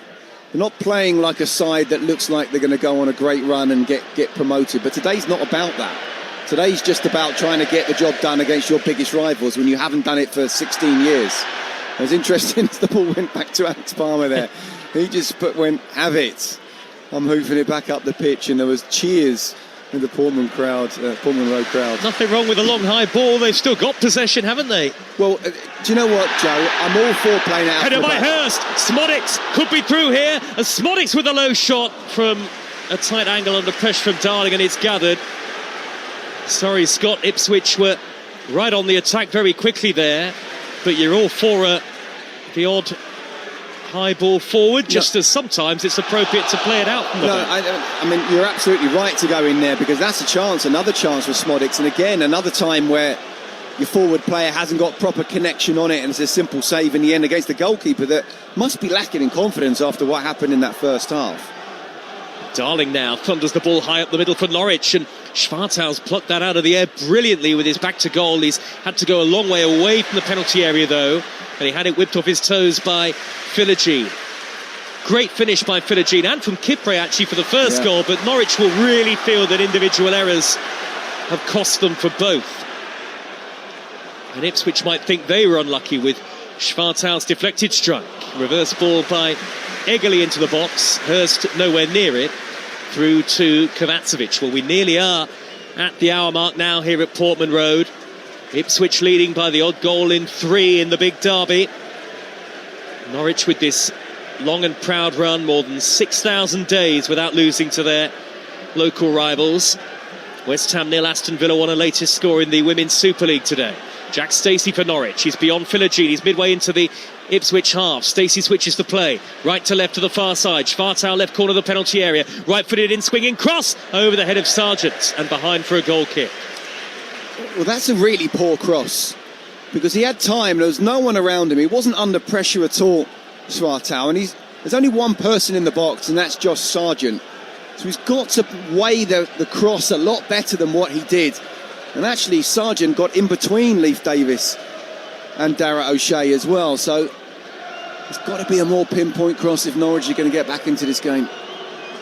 Not lost in their last 5 league matches, Norwich City. Ipswich unbeaten at home this season. Home form was awful in the Premier League last year, but they're picking up again in front of what is always a fervent backing from the home crowd. Long from Palmer, high towards Hurst. The ball spun off Maatsen. Norwich clear up to halfway. Davis, good touch to glide up the left, and he was caught by Cernats. Again, well spotted by the referee Thomas Kirk, and a free kick to Ipswich on the halfway line with well over half an hour to go. Not sure Ipswich fans, with their record in this fixture in recent years, would feel particularly secure at just 1 goal up. No, I mean, look, Norwich are very much in this game, and it will just take one moment. And if Norwich do equalise, then the crowd will get back to being extremely nervous like they were in the first half, for sure. It's Norwich who look the more likely. Ipswich, they're on the break, aren't they, Scott, really, at the moment? Yeah, Ipswich, you know, I still think they're dangerous with those balls, those channel balls and the balls in behind. And that's what they've got to do. If they win the ball back, they attack really quickly, like now. Great recovery by Cayuste, and now Egerle darting in field from the right-hand side. 3 in, blew up with him. Egerle 25 yards out, tried a low shot. Came off Cordoba, maybe not the best option. Norwich have it back straight away. Fisher in the left-back area, back to Cordoba. Now he's under pressure, and he nearly lost it to Cayuste. Cordoba driving upfield towards the centre circle, and he does really well to find Cernats. He's looked very composed today, Jose Cordoba. And Cayuste makes another good sliding interception midway inside his own half. If you had to look at a player of the match from the Ipswich perspective, Jens Cayuste might be right up there. They're 2-1 up. Yeah, totally agree. I think he's looked really solid defensively. He's enjoyed the physical battle, hasn't he, with George Hurst? Davis with an early channel ball, and Hurst is onside. Angle is against him. Hurst lays it square, and I don't know what he was thinking, because neither Smodics nor Egerle were anywhere near it. Yes, the angle's tight, but he's got to go for goal, surely. Egerle, meanwhile, with a low shot, blocked by Cordoba, and then it hit Maatsen. Norwich were just hanging on for a moment there. Again, that channel ball that Scott Minto mentioned. Furlong with a right wing cross. Hurst tries to get up, headed away, finishing on the volley! And it's right-footed this time, and it soars narrowly over the top of Kovacevic's crossbar. Ipswich 2, Norwich 1. What an East Anglian derby this is. Yeah, much better for Ipswich in the second half, and much better in the last few minutes as well. He's timed his run fantastically well, George Hurst. It's a really tight angle, but he must have looked up. There's no one in there. As you said, there's no one there at all, so somehow you've got to find a way through the keeper's legs, dink it over the top. Have a shot yourself, because you're not going to score by laying it across. In a way, it's unselfish, but in another way, I think it just shows that maybe a little lack of confidence he's got at the moment. Goal scorers should want to score. They have lacked a killer number 9, haven't they, Ipswich, in the last couple of years? Here is Sir Nats for Norwich at the other end. Dead ball line in the right wing position. Chips in the cross, hits Davis, comes back to Stacey, square to Maatsen. Maatsen's ball, little flick by Topic, back to goal inside the area. Maatsen works it wide again. Here is Stacey into the penalty area with a left-footed curler. Header away by Kipre. Still not away just yet. Now Matosiva steps in front of Topic. And Kipre has gone down here, and the referee has stopped it. Live on Talksport 2, and applause from the Ipswich fans behind the goal. 2-1 their team lead Norwich. Once we're done, we'll be off to the Tottenham Hotspur Stadium for live NFL, the first London game of the season. It's the Vikings against the Browns, and it's followed by the Cowboys against the Jets. And here comes the first change of the game. It's going to be Schwartau, the goal scorer, and Mate Jurasek, the player signed from Slavia Prague in January, had an injury hit start to his Norwich career, is going to come on. Yeah, I think it's about the time, isn't it, where not only has he given them, 60 minutes or so, but also just in the last few minutes, Ipswich are starting to be a little bit more on top, show the quality that they do have on paper, on the pitch there, and perhaps on another day could be 3-1 up. So yeah, it's about time that Liam Manning makes a little switch. Well, Kipre limps away to the near side. I think he'll be able to carry on. They'll be temporarily down to 10 here, Ipswich, but the home crowd remain jubilant. Still a long way to go in the game, 27 minutes plus whatever is added on. But Jurasek, the number 10, replaces Schwartau in that first change. So it's Liam Manning, understandably maybe, who's decided to make the first move. Yeah, I think he has to.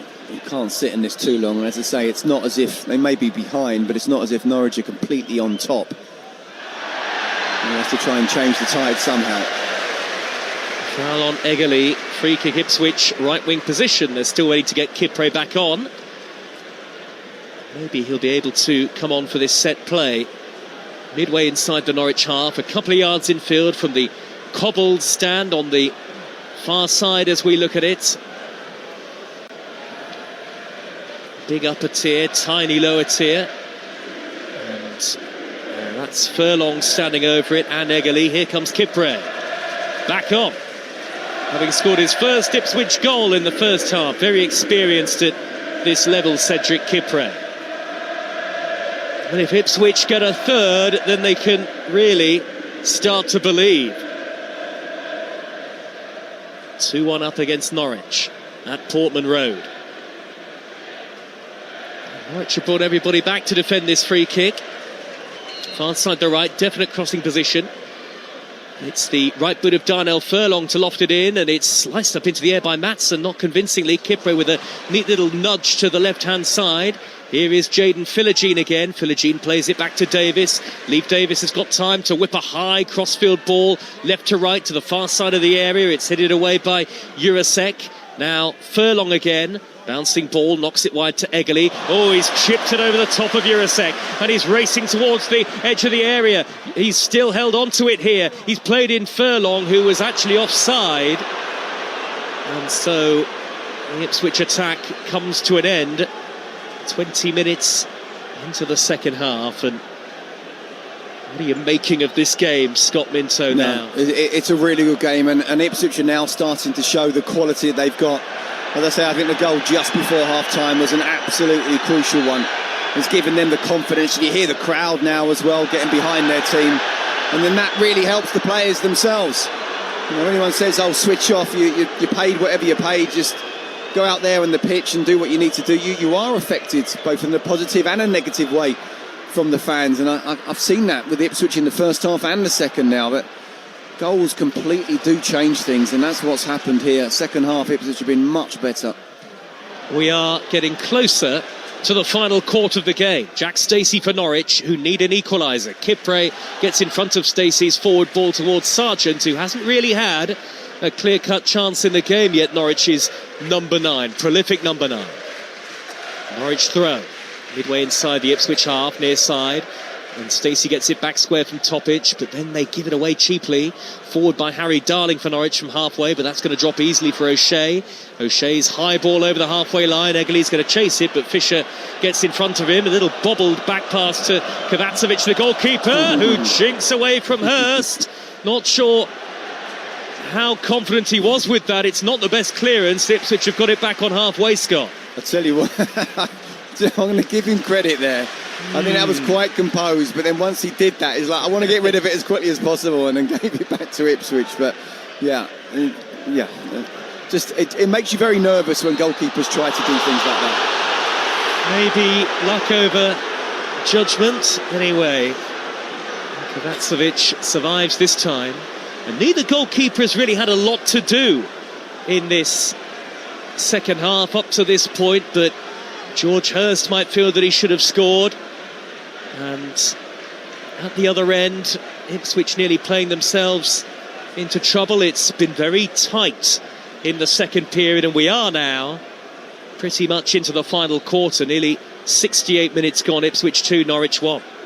Yeah, Sammy Smodics had that chance as well, didn't he? But you're right, the keepers haven't really had a lot to do in the second half, and what they have had has been pretty simple.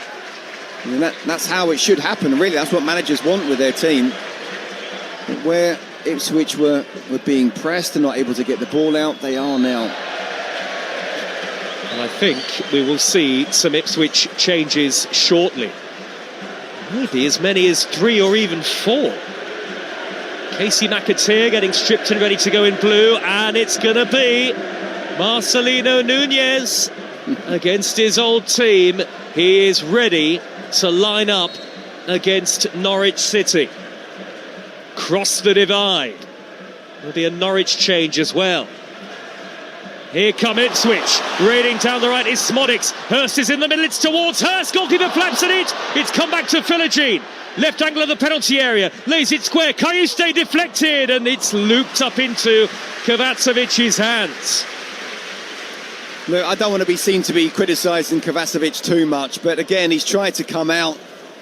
I don't know if he's tried to catch it or get a punch on it. Either way, it's the slightest of touches, and he's left his goal. It's a great cross, to be fair. It's come back to Philogene. Hurst nearly reached the ball through the middle from Cayuste. It's through to Kovacevic again, Scott. Yeah, I mean, it's Ipswich on top now, isn't it, at the moment?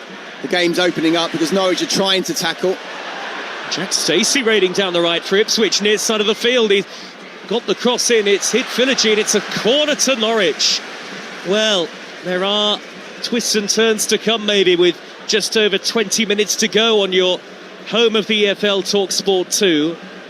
And Casey McAteer, I think, is going to put his jumper back on and stay on the bench for now.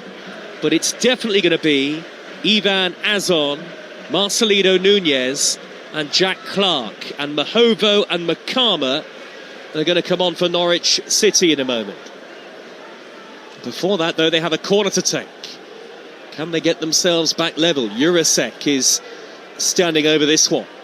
Scored from a corner that wasn't cleared for the initial equaliser, but now they are 2-1 down. Delivered in by Jurasek into the near post, headed away, drops out to Maatsen on the volley to fire it back in, and Kipre stuck out a leg and it's gone behind again. Well, it's important for Norwich to try and get a goal here, because that would not only quieten the crowd but give them real chance to perhaps go on and win the game. Ipswich have been better in the second half. They've created a couple of chances. I think both sides look a little bit vulnerable on the set piece and corners in particular. Well, delivery again for Norwich from the far side. This time it's going to be Kellen Fisher. Again, it's in swinging into the near post. Hurst gets his head to it, and it hits the top of the bar. Hurst tried a clearing header, and I think Palmer probably would have got there anyway, but it has gone behind via the very top of the woodwork. Yeah, it's a great ball in, it really is. It's at the near post. Palmer may well have got there, but he wouldn't have got it if it had bounced in. Crossbar saved them there. Well, it's a reminder, isn't it, that Ipswich's lead is a very slender one. And the nervousness might start to return at Portman Road with 18.5 minutes left. A word for Philogene and McLean, who often is a near-post threat from set pieces for Norwich City. Quite a few to aim at, including Cordoba, who's come forward, and Harry Darling is there as well. McLean has shoved over Philogene. Here comes the referee. It's before the corner's been taken. What's going on here, Scott Minto? He's going to be booked. They're both booked, I think. Philogene and McLean. Just good. Right, stop messing about. Let's play big boy football again now, shall we? He's been good, the referee. He's been really good. No doubt about it. Thomas Kirk, not a particularly experienced referee either, and it's a big game for him. And he's now in conversation with Kenny McLean. I think he's been excellent. I think he's allowed what is the biggest game between these two teams. He knows that it's not as if tackles have been flying in, but when they have come in, he's understood the situation. He's allowed it to go on as much as possible. And he's had a very good game so far. Substitutions on the way. Norwich seeking equaliser, in by Jurasek, flicked by McLean at the near post wide. He wants another corner, and he's going to get it. It looked like that had gone clean off the boot of McLean, but Philogene isn't really appealing. 8th corner coming up for Norwich, 2-1 down. I think that's the sign, isn't it, that Philogene didn't complain at all. I think he knows it's come off him. I, like most of the crowd here, thought it was a goal kick. In by Jurasek this time, high to the back post, well taken by Palmer. And he drops down to the floor, and that'll relieve some pressure on the Ipswich back line. And Ipswich, as a team, can credit themselves there, a flurry of corners that in the end they've dealt with. But it's two poor set pieces. We had a great one from the other side. Smodics over the top, down the inside right. Eggerly's offside. Tell you what, the way they're attacking, I'm not able to finish. But I think it shows it's really gone end to end now, hasn't it? Obviously, Alex Palmer had the ball in his hand, and then within 3 or 4 seconds, they got a possible chance of creating an opportunity. But yeah, just on the set pieces, Jurasek has to do better there. 2 attempts, one really short at the near post, and one just floated for the keeper to come out and catch. Eggerly replaced by Clark, as on for the front man Hurst. And we'll see a bit of East Anglian derby history now. Marcelino Nunez set to become the 9th player in the history of this famous fixture to play for both teams. Maybe he could become the first to score in the derby for both teams. Big cheers from the home fans, clear boos from the 2,000 away supporters. Nunez has crossed the divide. Officially now, he is on in place of Cayuste.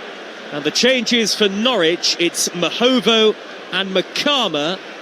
And Topic has gone off, and so too has Kellen Fisher. So all change, and what a moment for Nunez. Can he really rub salt into the Ipswich wounds here today, I wonder? Norwich fans not so complimentary. It's a very polite way of saying that, Joe. Yeah. Look, everyone loves a bit of a pantomime villain, and he certainly has become that for Norwich, being so vociferous about loving playing for Ipswich, loving the colour blue, and yeah, being on the front cover of the programme today as well, holding the badge. Well, the ball has been played back by Makama, tall former Lincoln player with curly hair. Norwich have it on the halfway line with Jack Stacey. Ipswich 2, Norwich 1, Talksport 2 with less than 15 minutes of normal time to go. Second half has largely been about Norwich having the better of the possession. Ipswich very much on the counter, but sometimes that's where Ipswich possess the greatest threat in the game. And in Ivan Azon, they've got a willing runner, a Spaniard. And Nunez, there's a Chilean flag unfurled in the crowd away to our left earlier. He will be so determined to come on and make an impact. Davis, left back position. Surges forward over the halfway line for Ipswich, away from the substitute Makama, and he plays a ball through the middle, which Azon had his back to. That allowed Darling to step away with possession for Norwich. Then his touch is bafflingly heavy. It bobbles away from him, and Ipswich have got it back again. Nunez over the top, through to Azon. He's clear. Azon off the post.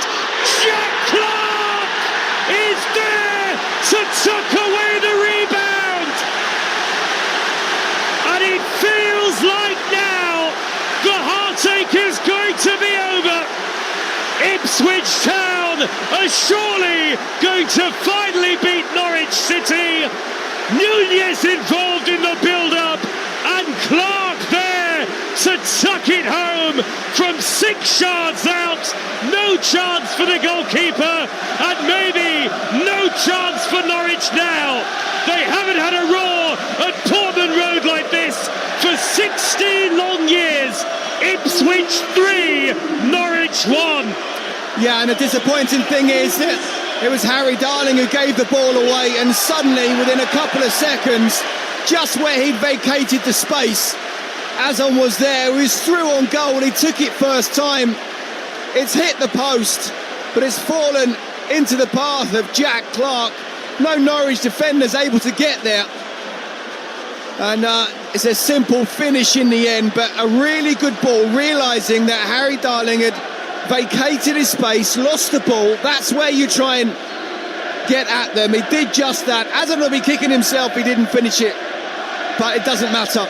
That third goal is an absolute killer. It's going to be a tough battle now for Norwich to get anything out of this game. Ipswich have got some breathing space here on Talksport 2. They've got a 3-1 lead. Jack Clark first to the rebound. That'll probably do it, unless Norwich can produce one of the great comebacks in the history of this fixture. But how appropriate that Nunez should play a key part in the goal just moments after coming on. And they've got a free kick on the halfway line. What a ball it was, Scott Minto. Brilliant ball. And football intelligent of knowing exactly where the space was, because Darling was out and Azon had held himself. So he was literally... Jack Stacey hadn't come across, hadn't read the situation. That's what you've got to try and do when your centre-back goes out, lose the ball. Always think, what if?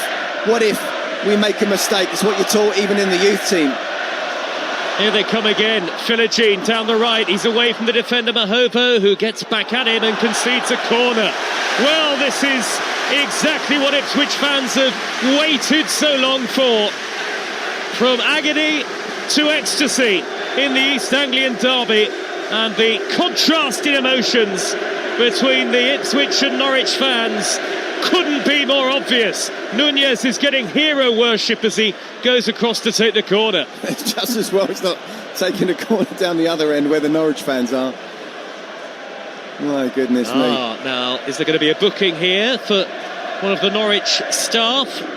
Fourth official is going to have a word with Thomas Kirk. The referee has jogged across. No. Nothing like that. There's just an object that's ended up on the field. Let's give it to the fourth official. The Ipswich fans are delirious away to our left. Corner on the far side, the right. And they can really crown it here with a fourth and absolutely decisive goal. They won 3-2 here in 2009, their last victory. 3-1 up now. Marcelino Nunez, Azon's header, wide from the corner. Well, he's come on, the young Spaniard, and he's changed it all around, Scott Minter. Yeah, he has. Really good substitutions from Kieran McKenna. Looks lively, doesn't he? Looks like he wants to get in there. The corner's come in, he's still got a lot to do. Very brave, getting in front of Cordoba. and it's gone to the far post, and Kovacevic doesn't know exactly whether that's going in or not immediately. Good flick by Nunez over the top. Jack Clark brings it down, having scored the third goal, and he's racing down the middle. He's fouled by Cordova. Free kick Ipswich, shooting range, yellow card. And Norwich in danger with 9 minutes to go on Talksport 2 of really falling apart here. The booking has actually been given to Maatsen. Yeah, he's just pushed him over. Just pushed him over right on the edge of the box. And he's losing his discipline a little bit. And Norwich City need to be careful that they don't lose theirs. I think Ipswich have really stepped it up in the second half. I think the goal just before half-time was the game changer. But it doesn't deserve to be a 4-1 game. And it'd be really harsh on Liam Manning if it were to be something like that. It couldn't be, could it? 25 yards out, right of centre. Perfect, surely, for Marcelino Nunez. 3-1 to Ipswich, 82nd minute. Nunez's hands on hips. Davis is over there as well. He can hit them with his left foot. Wouldn't it be the crowning glory here, though? 2 over the ball for Ipswich Town. It's Marcelino Nunez into the wall. Comes back out to Cedric Kipre, long way out. Square to Jack Clark, out on the left. Clark looking to shimmy upfield. He's played it back to Nunez. Well, all 3 substitutes ultimately playing a part in the goal. Darnell Furlong hits one from long range. Big deflection, corner to Ipswich, and this game now is only going one way. The bragging rights, after such a long time to wait, are coming back to Suffolk. Yeah, and I think if this halves were reversed, where Ipswich on top in the first half and Norwich were better, you'd have half a belief that maybe they can come back into it. But it's all Ipswich now, and if there's going to be another goal, it's going to come from Ipswich. It looks like the body language of the Norwich City players when that third goal went in, it's like, we can't come back from this. And Ipswich and the fans, well, they're very much on the front foot, and they don't want to stop at 3. Referee's just come across the near side touchline again. It's another object. There's another object being thrown. It's not good to see. I think the first one looked like a lighter, the second one a very small bottle, but glass bottle. Well, that's not good to see at all. And nobody in their right mind would accept that. Corner to Ipswich, drifted in by Davis, punched away by the goalkeeper, almost flapped it into his own net. Headed behind by Stacey. Nearly a 4 for Ipswich Town, and they really can start the party here, you feel, with still 6 minutes to go. And I don't know if Kieran McKenna will enjoy it as such, but the crowd will certainly be able to enjoy it. Nunez is whipping up the crowd as he goes across to take the corner. His face is on the programme cover, and he helped provide the ball that led to the third goal, which has Ipswich into a 2-goal cushion. Nunez short with the corner. Davis left corner of the 18-yard box, back out wide. Nunez whips in the first time ball, headed up into the air and away by Cordova. Bounces on the edge of the penalty area now. Cordova can't sort his feet out, cleared by Sargent.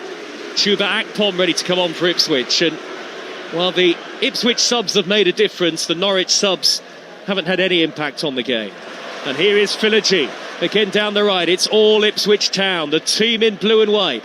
Philogene with an in-swinging cross, and it's over the head of Jack Clark at the back post. Scott Minto. Yeah, but if you look at the bench that Ipswich have, I mean, Ashley Young's there with the experience he's got. It's, Walton, Taylor, Young, McAteer, Greaves, Akpom, Azon, Nunez and Clark. I mean, that's as good as it gets in the Championship. So it's a wonderful squad. It's not been the best of starts, and he's kind of going again with some of the players that saw back-to-back promotions, and then that difficult year in the Premier League having gone now. The fans are looking to rebond with their new group of players after what's been a difficult start, and what a better way to do than not just to beat your rivals, but to beat your rivals for the first time in 16 years. What a change for Ipswich here now as the sun begins to come out again. Credit to the Norwich fans, they are all staying towards the bitter end, it looks like now. with 4.5 minutes to go, but Norwich are 3-1 behind. Ipswich have brought on Chuba Akpom in place of Smodics. Another sign of the amazing depth they've got in this Ipswich squad. Akpom was a brilliant goal scorer at Middlesbrough a couple of seasons ago, 28 league goals in the 22-23 season. He is on loan from Ajax, where it hasn't quite worked out for him. Far side in the left back position for Norwich is Mahovo. Square to Maatsen. Forward ball, good interception by Matu Siva to send it all the way back to Palmer. Maybe what we've seen is the subs, or the finishers as managers like to call them these days, Scott. In fairness to Liam Manning, he with all due respect, hasn't got the depth that Kieran McKenna is able to call upon. No, he hasn't. And look, you know, these Norwich players, I'd say for 60 minutes, they gave it absolutely everything. I go back to, yeah, you're right, and the finishers have made a difference. Hazard has held the ball up well, and he's poked it square towards Clark and away by Stacey. It's amazing how lifted Ipswich have been by that third goal. It's like they've got room to breathe again. But I do go back to the fact that second goal was the big one, just before half-time, when the fans were starting to turn just a little bit beforehand. That goal would completely change the whole atmosphere around here. And Ipswich, really, and they have stepped it up another level since they got the third, but they've been much better since the start of the second half. Tyro O'Shea, right corner of the penalty area, hammers a high ball downfield. He was actually caught late by Sargent. This is Talksport 2. Talksport, I'm sure, will bring you the manager reaction. Ian Abrahams is going to speak to both head coaches after the game. And there are 2.5 minutes plus added time to go here. But for the fans, Scott, you know how long Ipswich have waited. And is there anything better than the last few minutes of a game where it should be comfortable for Ipswich here? I would say in a kind of perverse way, maybe a 2-2, then you score a last-minute winner. But then you're really, really nervous leading up to that last-minute winner. I think to have a 2-goal lead is really, really important. And you talk about Kieran McKenna might not be able to enjoy it. I think he probably can as much as you ever can enjoy a football match, especially against your biggest rivals, to be 3-1 up with just minutes to go and in control.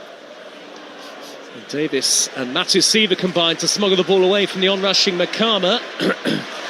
And they look to break upfield now, Ipswich, with Jack Clark, fouled by Stacey. Free kick Ipswich, left back position, and Norwich they've completely gone, haven't they, since that third Ipswich goal. Yeah, it's tough for them. And I know this is going to sound strange, but with Liam Manning under a little bit of pressure, Ben Napper under a little bit of pressure. But I think there are positives to take out of this game. I think what we've seen here is Ipswich in the second half stepping it up. But I mean, the question is for Norwich, can they get anywhere near the top six? I think that's going to be a tough call. That's what they wanted to do over the last few years, if not be in the Premier League. They do have a 3-on-2 here with Cernats, left edge of the penalty area, into the box he shoots, and he's smacked it wide. And maybe with that, as we go into the final 50 seconds of normal time, goes any lingering Norwich hope of a late recovery. I don't know what happened there, because he picked up the ball on the halfway line. He's got a great left foot. He's run with it. No one's really coming to him. He's gone inside the box. And then he's just had a shot that's just literally skewed off his left foot. He's not even got within a yard of the post, let alone troubling Alex Palmer. Well, the ball will be cleared upfield now by Palmer as we head towards stoppage time. And it's out of play off Mahovo, the substitute for Norwich. And look, I understand from a Norwich fan's point of view, there are no positives to take out. You just lost against your biggest rivals, and you've lost for the first time in 16 years. But from a neutral coming in, trying to read the game and seeing how Norwich are right now, I would argue, I've not seen every single game, but I've seen a few of them, and actually midweek was probably their best game. I would say this is better. So in terms of performance, it's better. You've got to try and keep your head down, don't go out for a couple of days, but build on the positives from this, and then who knows what they can do. But there's no doubt about it, this is a horrible day for Norwich fans, and it's an amazing day for the Ipswich ones. Ipswich lead 3-1 with 30 seconds through 5 added at the end of the game. Marcelino Nunez, right of centre, blocked off by his old teammate McLean, and now Philogene knocks it forward to Akpom. Back out wide is Davis, and Ipswich hold on to the ball. They were bouncing around in the stands, the Ipswich fans, for a moment there. Nunez towards the edge of the D, but with his back to goal, finds Matthew Seaver. I get the impression he might quite like to score, Scott Minto. Marcelino Nunez here. The impression he wouldn't mind it. I think he'd absolutely love it, and he'd probably do a lap of honour as well. Philogene could be in inside right. He pulls it back, lofted high over the head of Akpom. I think he knew he was miles offside there. Yeah. Philogene, but they're starting to shout the Olays, the Ipswich supporters, and the big party at Portman Road is about to get underway. And you can forget the league. Days like this, when you beat your local rivals, it's better than winning the league, and they could get more here. Akpom into the area, angle against him, denied by Kovacevic with a good save with his foot. Yeah, that is a good save from Chuba Akpom. We know he's a top goal scorer at this level. I mean, he's hit the target, but he'll still be thinking, it's a great opportunity for me to make it 4-1. 2 minutes through 5 added, and some of the Norwich fans are now heading out as the Portman Road pitch is now filled with the bright sunshine, the glare. The throw which Furlong will take. It's level with the edge of the Norwich box, and since the third goal they've been camped in the Norwich half, and it's just been a question of how many they will get. And a lot of people, Scott, yourself included, said today could be the day. Has that superior squad made the difference? I think, you know, we both said it, didn't we? We both, before going on air, that we both felt that this would be the day. On paper, they've got much the better team. Although they haven't had the best of starts of the season, they're still in a better place, really. Norwich really struggling to find themselves at the moment. So yes, you know, they, after what was a tough first half, again, I go back to it, you know, games are changed in moments. And that Philogene strike to make it 2-1 just before half-time has changed things. And the psychology of all the players individually, so much better from Ipswich in this second half. And once the third goal went in, well, it's been all Ipswich all the way since. And my only surprise is there's not been a fourth. 2 minutes to go of added time. No foul on Azon, but Nunez has won it back off Cordoba. He's chipped it over the top. Akpom racing to keep it in play. Left dead ball line, 90 seconds to go. Jack Clark in the area now, twisting and turning with his back to goal. He's gone square and he's knocked it straight out of play. But it doesn't matter for Ipswich. They're 3-1 up and they are very nearly able to celebrate. It almost will feel even sweeter because it's been so long. It had become run-of-the-mill for Norwich to get the best. Nunez has gone for goal from a long way out, and a half volley, 40 yards out, where we're about to have one of the great goals in this derby. It is not a million miles over, but it's over, definitely. Do you get the impression he wants to score? I get the feeling that he'd quite like a goal. Just the 40 yards out, and he wanted to have a pop. How good has he been since he came on? He's been very good. He's certainly got cojones, that guy. Absolutely. 50 seconds to go. And now Makama, right edge of the area for Norwich. Back to Jack Stacey. Nunez is there to clear.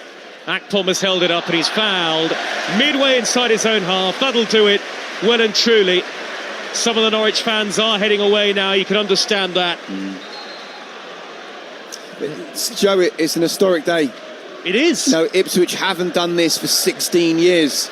And while they haven't played their big rivals on a year-on-year basis, it's 14 games of somehow them not able to beat their bitter rivals.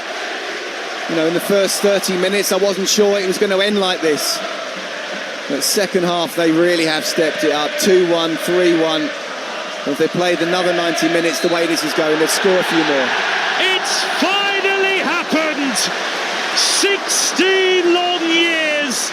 More than 6,000 days. Finally, Ipswich Town have beaten Norwich City. The East Anglian bragging rights are coming back to Suffolk. It's been a long time, but good things come to those who wait. and Ipswich have outclassed Norwich in the end. Their first win over their Norfolk neighbours since April the 19th, 2009. Suffolk supremacy on Derby Day, finally for Ipswich, and how appropriate that it should happen in the sunshine of Portman Road. What a day for Kieran McKenna, and what disappointment for Liam Manning. It will really hurt him. A Norwich lad born in the city, and Norwich's poor start to the season continues, but for both clubs this was always about more than just league points, much more than that. These are the kind of days where it really does pay to follow your team through thick and thin. Jim Magilton is in the crowd, and the last manager prior to today to be on the winning side for Ipswich in an East Anglian derby applauds. Meanwhile on the pitch, Kovacevic, the Norwich goalkeeper, is covering his face with his shirt. He's devastated, arguably to blame for at least one of the goals. Cedric Kipre putting Ipswich in front, and the Ipswich players have started the celebrations. There was an equaliser from Oscar Schwartau, but this time Ipswich were not to be denied.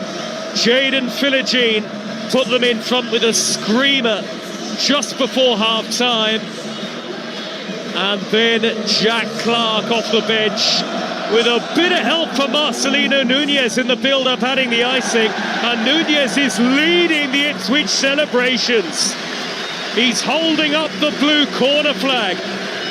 I tell you what, for Norwich later in this season, that'll be ripe ammunition for revenge. But it is Nunez's day, it is Ipswich's day. They have beaten Norwich City by 3-1.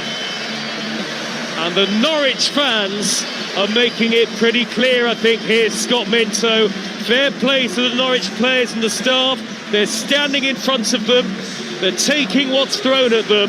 For the Norwich fans, well, it'll be devastating that they've lost what seemed like a vice-like grip of this game against Ipswich. Yeah, absolutely. I'm just looking over there. Some of the Norwich fans, a couple of them are clapping, others are having a go.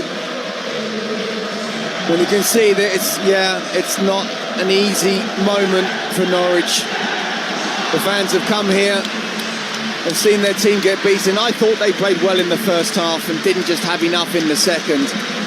I think it's more than just today.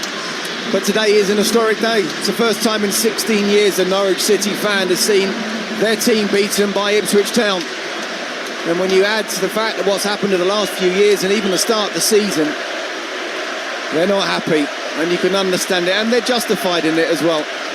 Look at Nunez, Scott. He's really lapping up every moment. He's getting ready to kiss the badge again. His face was on the programme. This is absolute gold dust for Ipswich fans. Nunez is their new hero, and he made a big impact in the game when he came on, didn't he? Do you know what he did? And obviously he made that wonderful pass that led to the goal. But I don't know, I don't really see the point in him rubbing it in so much. Well, does that give Norwich a bit of motivation for the next fixture next year? Absolutely, and you know, you never know. I mean, players, it's not like the old school where players would remember that and say, right, I'm going to get you in the next game, and there'd be a very naughty tackle that went on. I mean, that may be the case. I just think have a little bit of class, to be honest with you. You understand that you played for a club, you did well for them, you got a lot of money for them as well, but you've just gone to their bitter rivals. It's not for me, to be honest with you. Declan Rice didn't celebrate when he scored against West Ham, and it's different because Arsenal and West Ham are not as bitter rivals. Trust me though, the West Ham fans were not happy about it, and actually even a couple of seasons on, he's still not celebrating when he scored. Is that how it should be? What do you think? He maybe should tone it down a bit. Listen, I think you'll find 50-50. A lot of people will absolutely love it, and it's theatre. For sure. I think in terms of a storyline, it's certainly good to look at and watch, but it's not for me. Have a little bit of class, have a little bit of respect for the club that you played for. And you don't have to go this much over the top. I mean, it's not as if you scored a hat-trick yourself. He came off the bench and you made an assist to an assist. But it wasn't as if he was man of the match or anything. And even if he was, still, I personally would go down the Declan Rice route. But do you know what? It's a wonderful world that we have different characters and different people. Well, he is certainly a player of the right mentality for this sort of fixture. And who knows whether the Norwich players will get extra motivation from it. Maybe they won't. I mean, they know him as a person, and he's certainly been involved in a great Ipswich victory today. Scott Minto, how important is that for Kieran McKenna and for Ipswich now in the wider context? Because the Derby Day victory is the important thing, but they're on a bit of a roll now, especially at home. Yeah, absolutely. I think that was important. And again, they can look back and go on a run. I think this squad, and we talk about the squad, is capable of going on a 25-match unbeaten run, winning 15 of those, and I still believe that they will, if not win the title itself, and finish in the top two. You look at the strength of the bench, and that's where, when injuries come in, the games are thick and fast, and they are already, but the pitches, I wouldn't say get heavy, but it just gets, harder and harder to feel fresher and fresher. The squad that they've got, I think, is one of the best in the division, and money has been spent. And it's been well earned because, the job that Kieran McKenna has done since he's come up from League One and back-to-back promotions. First half of last season, I thought they did really well and were a little bit unlucky. Second half fell away and was disappointing. And I think there was a little bit of, disappointment at the start of this season. Obviously, players going right towards the end of the window. So there's a new group of players here. But I think this could well be the game that really kickstarts them and get them onto a fantastic run that sees them eventually, come the end of the season, going straight up. Well, they're a super side, and you get the sense they've got more gears to go through, and well done to Kieran McKenna. Just a quick word, Scott, finally on Liam Manning. You have to feel for him. He's born in Norwich. He knows what this means to the fans, but it's not been a good start. The stats will tell you that, and this won't help. No, but I think the club has been in a little bit of trouble over the last few seasons. Obviously, recent new owners, and they want to try and do something a little bit different. Very much go down the data-driven way.